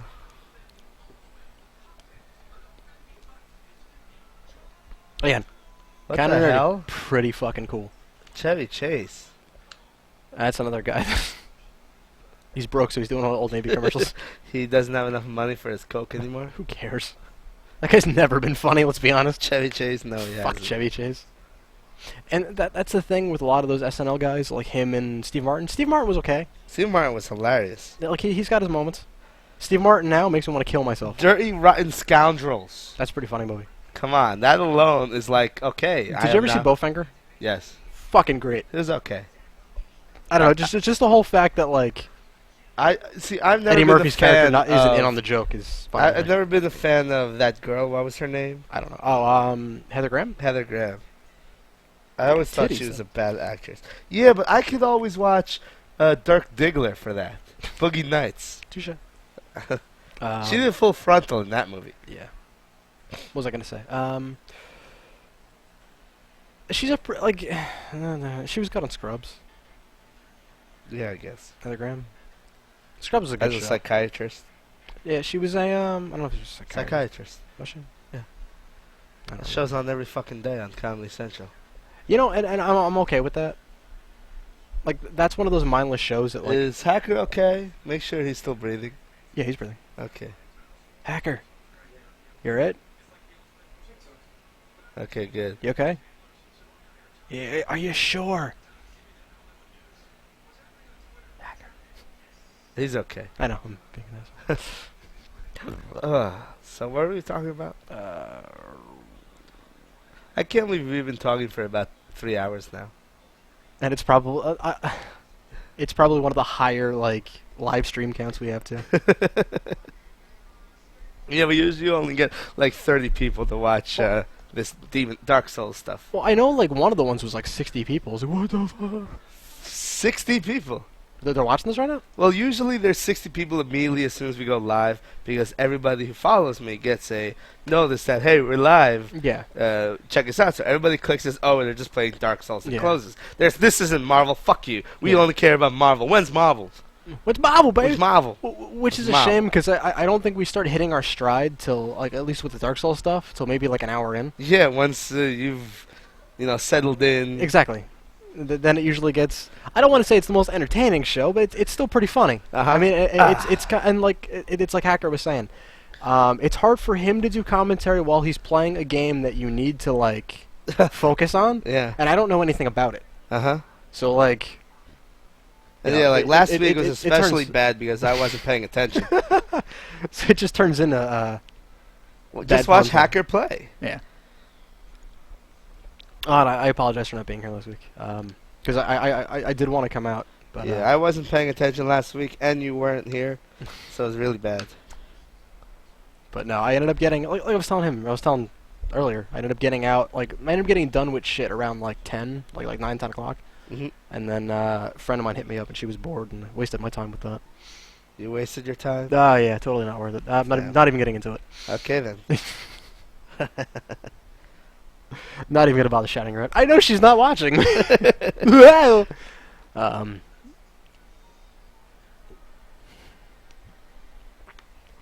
but yeah. By the time we were done with everything, it was like 11. So. And that point, it's too late. Yeah, because I was like, what's it called? The stream usually runs to like 12:01. And I'm like, they're gonna be done. I'm gonna get there and they're gonna leave. So. Yeah. What were we talking about? Talking about JRPGs earlier. Yeah. Give me 2 seconds. I'm going to the bathroom. Okay. I'm amazed you went this entire time without going to the bathroom. I did once. I wonder how much of a mess the bathroom is in after Hackers puked in it multiple times. Probably.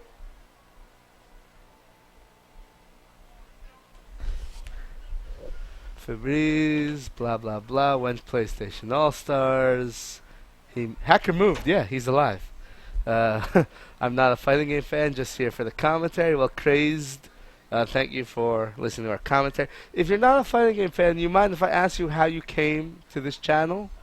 You're here for the commentary. Who clued you in that we were having this conversation about video games?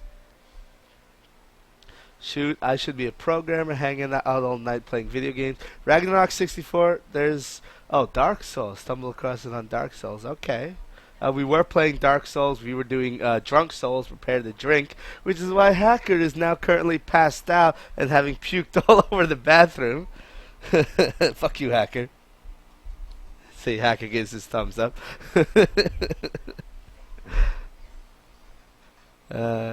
Craze, if you appreciate the rants, I do rant a lot. Please subscribe, follow. You're a new watcher. I'm not gonna ask you to subscribe. Just follow. Check out my streams during other times. Thank you very much, Crazed. Terra Crush, Hacker drank. Let's see what we got. We got Captain Morgan Tattoo, and you guys have Black Label too. What is this? Spiced rum? Spiced rum, yeah, black spiced rum. Yeah, Hacker only drinks rum because he learned to drink from Kit, and Kit only drinks rum, therefore Hacker only drinks rum. Esports is not that easy to get into. That is true. I generally don't drink. I mean, I had a bit of the tattoo. I'm feeling a bit because of it. I don't drink. I don't drink not because of the alcohol. I don't mind the idea of getting drunk. I've got nothing against people drinking. I don't drink because simply I don't like the taste of alcohol. And people are always like, I mean, when I do drink, generally I like to drink things unmixed because, you know, that's just the way it is. But if you drink alcohol, people will always say, oh, if you don't like the taste of alcohol, let me mix the drink. You won't taste the alcohol. Not true. I've actually got very good taste buds. I can notice little hints and things like that. And I could definitely taste the alcohol. So let's say someone mixes something with a Coke. At that point, I'm not drinking alcohol mixed with Coke. I'm drinking Coke that tastes a little bit off. And I'm drinking it, I'm like, this Coke doesn't taste right. And then it burns on the way down. And I don't need that burning on the way down. I'd rather just drink regular Coke or whatever mixed drink it is. And that's the problem. Like cranberry and vodka. I'd rather just have the cranberry juice than the cranberry and vodka. Why do I need my cranberry juice to burn on the way down?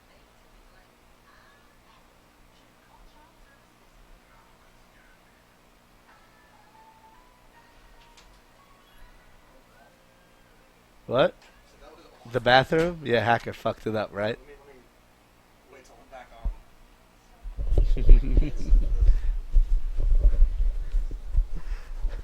on. Alright, What kind of sandwich did he have? I don't know, but it seemed like a like some Italian dinner, like spaghetti and meatballs or something. No. Because I was gonna say, like, if you've been in the bathroom, like if he had some kind of like Italian ham, like the fucking, I don't know. If you go to like a sub shop and get like an Italian sandwich, like whatever, it smells like that thrown up in your bathroom. like exactly what you think that would smell like. This is what it smells like. Yeah. Like. Oh jeez. Ugh. That's the reason I don't drink whiskey anymore. But you guys didn't drink whiskey. No. Well, that's what I'm saying. That's why I don't. Cause like. He can't bend the bendy straw. That's so sad. Everything ends up hitting me, and then that's what happens. I end up throwing up all over the place. It's not a good thing. That's why I don't drink that anymore. Yeah. And I don't know if he had eaten beforehand. Besides that sub. But I ate in a couple hours beforehand. So. Alright, so what are we talking about? Well, Stream Monsters, what do you want us to talk about? I don't know much about what? What? I'm trying to. I can't read that from here. He says he doesn't drink much because he doesn't like the taste of alcohol. Too shy. He doesn't drink to get drunk, and it's too expensive. Too expensive is why I don't smoke. The cigarettes? Yeah. Well, that shit's terrible for you. Well, and it's not even the nicotine. It's all the other shit in a cigarette. Yeah, so. and like the health stuff, I don't really care about. I'm not a very healthy person. Look at me, I'm overweight. You know, I eat because I like the taste of food, not because I need nutrition or anything. Yeah. I was gonna say, if anything, it actually looks like you lost weight lately. So. Drink a lot of water. Nah, yeah, honestly, that's. But I eat because I like the taste of food. It's got nothing to do with nutrition or hungry. So I'm bored. What's good? Oh, this tastes delicious. I'll eat this. I'm full. I don't care. This tastes delicious. That's my problem. That's my problem lately. Yeah. The game rant was interesting. What were we ranting about with games? Everything. Everything. What's wrong with the industry today? What's wrong with video games? But like I said before, I think what we have today in games is better than any time in gaming. The games we get, technology-wise, like people are talking about how games these days are so bad, and I completely disagree. I think games these days are so good. The problem is there's so many of them, and so many of them are ass. I want it. Yeah. Video screwed up apparently. Where? On the stream. We're still streaming. Yeah. Well, I mean, obviously we're still streaming. But like, there's a video to stream. Like. Yeah, there's a camera on us. Oh, it's just us. It's just us. Yeah. That's awesome. No, the video's not screwed up. I don't know what you're talking about. The video is looping. No, it's not. It's just us sitting here, dude. Yeah. It's not looping. You look like an asshole to the internet. Yeah. It's not looping. We're just not moving much. Yeah, we're not doing anything. We're just sitting here talking. 'Cause we were playing Drunk Souls earlier, and Hacker got a little too Are drunk. you sure you weren't drinking with us? Souls. Yeah, Hacker pretty much gave up his turn during Drunk Souls, and we were like, "Fuck this shit." We just started talking. So that's that. Mm-hmm. Like I agree with you, and it's probably it's one of those things like when you do get older. But then again, I think one of the reasons why I think this is the same thing we were talking about before with my style of gaming is I want the cinematic experience. I want the story, and nowadays the technology can do that. Gives us that. We have games like Uncharted. We have games like Heavy Rain. I'm sorry, I'm wrong. Heavy Rain is not the best game of this generation. I didn't say it was the best game, but like just like Journey I haven't played is the it. best game of this generation. What's Journey? Journey is a short 2-hour-long game that costs $10. And that's awesome. And you know, Awesome. from these indie developers from Yeah. a Sony in-house studio, Mhm. Genova Chen made this game Journey. It's amazing. Genova. Great game, by the way. Great name, I mean. Great name, great game. And this game is... Part of me wants to make a "Don't Stop Believing" joke. I- It's already been done. Ha! I'm an atheist. Best in the world. And this game, to me, is a religious experience. Nice. Somebody's asking if it was $15. Fine, it's 15. Whatever. It's Whatever. cheap. It's not It's not a cheap 65. game, not from a Plus AAA on- studio, from Yeah. one guy's studio with like 6 people on it. That's all it That is. must be a good game. And Only $15 is gonna be fucking great. No, you're unless I'm and it's missing the just- joke here.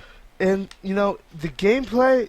Honestly, there really is no gameplay. You run and jump, and that's about it. And fly, whatever. Jump and shoot, man. But Lemons. the story in this game, in a game that has no words, is one of the most... It's a religious experience. Yeah. It has to be played by everybody. It is amazing. Seriously, it has a moment at the end of the game where you literally... Well, not literally, but you figuratively have an epiphany. Nice. I That's mean, good. And the whole point... the game could be a bit harder to play now because it's older, and one of the elements the game had was an online experience. Okay. You get randomly paired up with another player who's That's playing cool. the game. That's cool. You don't know the person's name. Nice. You don't know how experienced they are. You can't speak with them in any way except poop. You can go poop. You can tweet at them. That's funny. That's the only experience you have. So you go poop, you hit circle, you go poop, and they hear you. And all you can do is say, like, walk somewhere and go, Yeah, you just come on. And there's no pork chop sandwiches. Like pork chop sandwiches. Come on. Yeah, exactly. There's no real way to communicate to this person. But because you don't know who this person is, because there's no real way for them to ruin your relationship with them, you feel for this other person way more than you would for someone. yeah, Some other random person. Yeah, or just say random guy on the other team in Call of Duty. Yeah, exactly. If you want to murder that guy, he's not on my team. On your team, I mean, someone on your team. You You feel more for this guy than someone on your team in Call of Duty, and you're traveling this world, This journey. sucks. Hence the name of the game, the journey. You're traveling this. You're making this journey with this other person, and you just feel so attached to them. You're like, no, I have to save you. Don't die. And you. I am. He's like, it's so good. I'm reliving this as I play it, and I feel talking like, about it. and it's you want to talk about games as an art form? Journey. That's like up Journey there? is the answer. No, it's not up there. It It is is the answer. It is. It's it. It's the answer. Touche.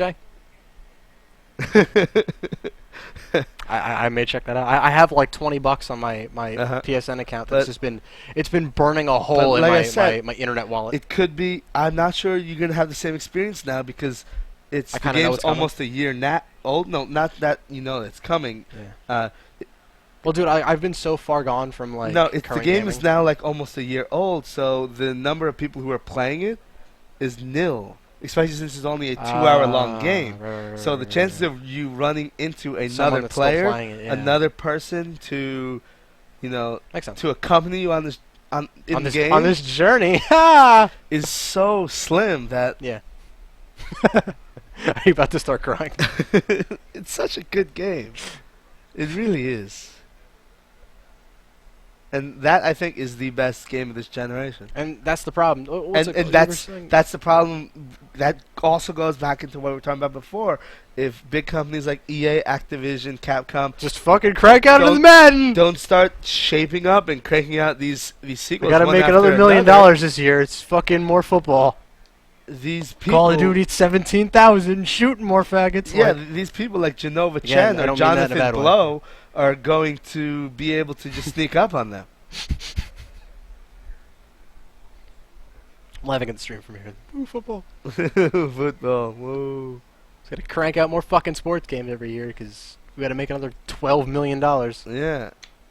And you know, yeah, you can say that Journey did not make nearly as much money as who gives these a other shit? games. But that's because the whole idea of these $10 games being good is still foreign to people. Yeah. You know, a game like Journey is proof that games are art.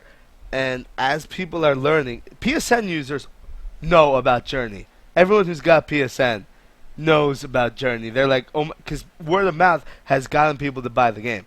But like, too bad to be on a real sport teams Fire by game. yeah. But like, it's going to take time. Like right Fucking suck now, at football, crying at men. right now, the idea of these no budget games Does John being, Madden still do commentary being in these this games? being this good is foreign to people. But in time, you know, these smaller, lower Yeah. budget games are going yeah. to take storm. I mean, we're already seeing it with mobile gaming. Why is Angry Birds the most popular game on earth? Because it's simple and it's cheap. I don't know why, but what I'm saying is I can go poop and play that game if I wanted to. But what, Like it's I don't know why it's so successful. But what I'm saying is now these big publishers have to worry about keep putting out crap when some random person can release a game like Angry Birds or Journey and be successful. Look at Minecraft, Minecraft and which I still don't understand. you know what? I don't get it either. Okay, then. I mean, I've never played it, but let's not get into it. I mean, yeah, I want to say like I've never played it. I I've don't never get played it either. But my little cousins, they're like Mhm. 12 and I've never played it either. But 12 I've and 8, played 12 and 10. They fucking love building bridges and roller coasters and shit in a little 8-bit world or whatever the fuck. They love that. They eat that shit up, and I'm like, you're too young to be time syncing. You got like little I haven't homework played to it do. either. But growing up, I played Legos. I moved on from that. Yeah. I've played games like Little Big Planet that let you make your own shit, and what I found is I don't want to make my own shit at all. I'm tired of making my own shit. You know, I want other people to make the shit.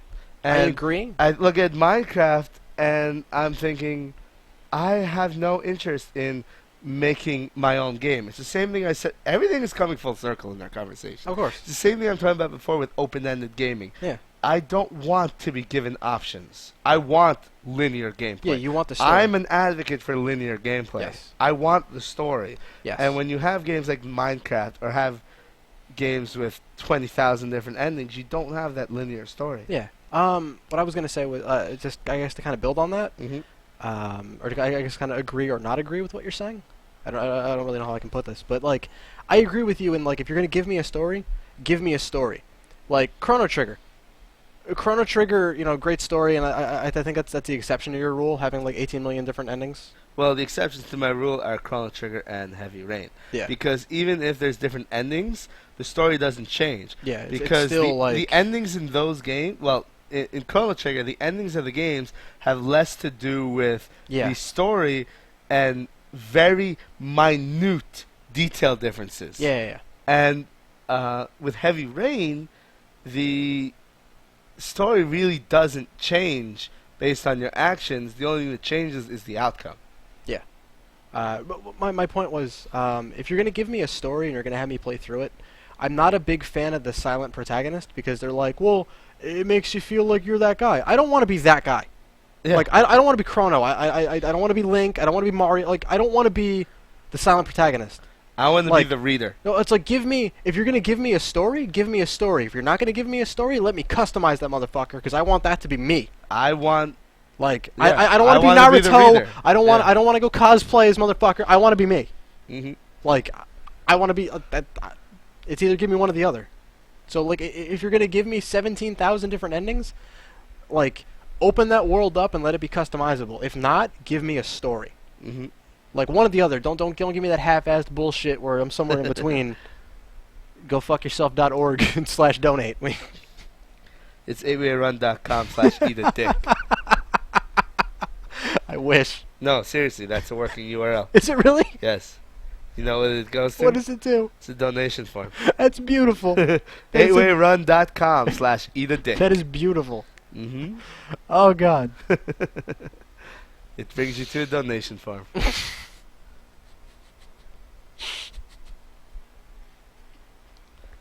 Oh, it's a beautiful thing. Mm-hmm.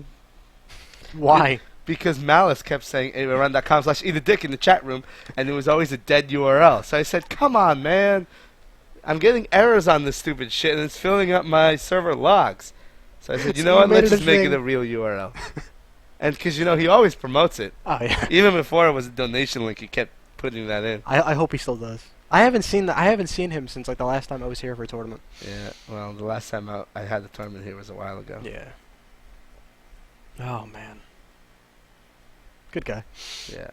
All right, so I think we're pretty much done. Yeah.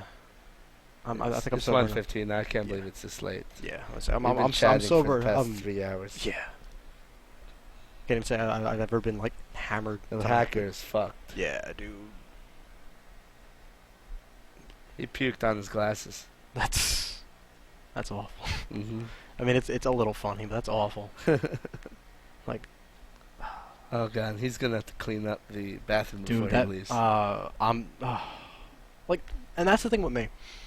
No matter how drunk I get, if I'm like, you know, the room's spinning and yada yada, like and I'm not saying it's How do you miss anything. the toilet that badly? Well, I'm not saying it's anything bad on him, because like I've seen him get drunk and like throw up and pass out like other places. Uh-huh. But like me myself, I know if I'm gonna get that drunk or if I'm already that drunk or whatever, like I've gotten drunk and thrown up in your bathroom before. Mm-hmm. You just wouldn't know because I clean up. Yeah. I A, clean up, and I B, I don't miss terribly. He So- missed pretty poorly. Yeah. So like even if it is like, oh, I might throw up and there's a little bit on the rim, like I clean it up. I make sure like I clean up the bathroom. It doesn't smell awful before I leave, and like, you know, I'll stagger my way out of there. Like I fucking cleaned up well. Yeah. And that's wherever I am. That's just how I am. But yeah. I hope he's okay. I mean, he's out cold. Shout He's out to Hacker. fine. Yeah, he'll be okay. He's breathing and he's not throwing up, so we're good. Yes. And not asphyxiating on his own vomit. It's awful. I don't know why I'm laughing at that. That's not funny. I think it's funny. Dude's one of my better friends. I don't want him to die He's not gonna via die. vomit. All artists who asphyxiated on their own vomit. That would be so bad. Isn't that like the 27 rule or something? What? I don't know. There's a bunch of like artists that have died at the 27 by 27? throwing up themselves, something. Yada yada, whatever. Who gives a shit? 8wayrun.com/eat-a-dick. Alright, I think it's time to call it a night. Yeah. I'm fucking tired. Yeah. Alright. Alright, guys. Thank you for watching. Peace out. Don't forget to donate. 8wayrun.com/eat-a-dick. Or 8wayrun.com/donate. Your choice. They both work. Have a good one, guys.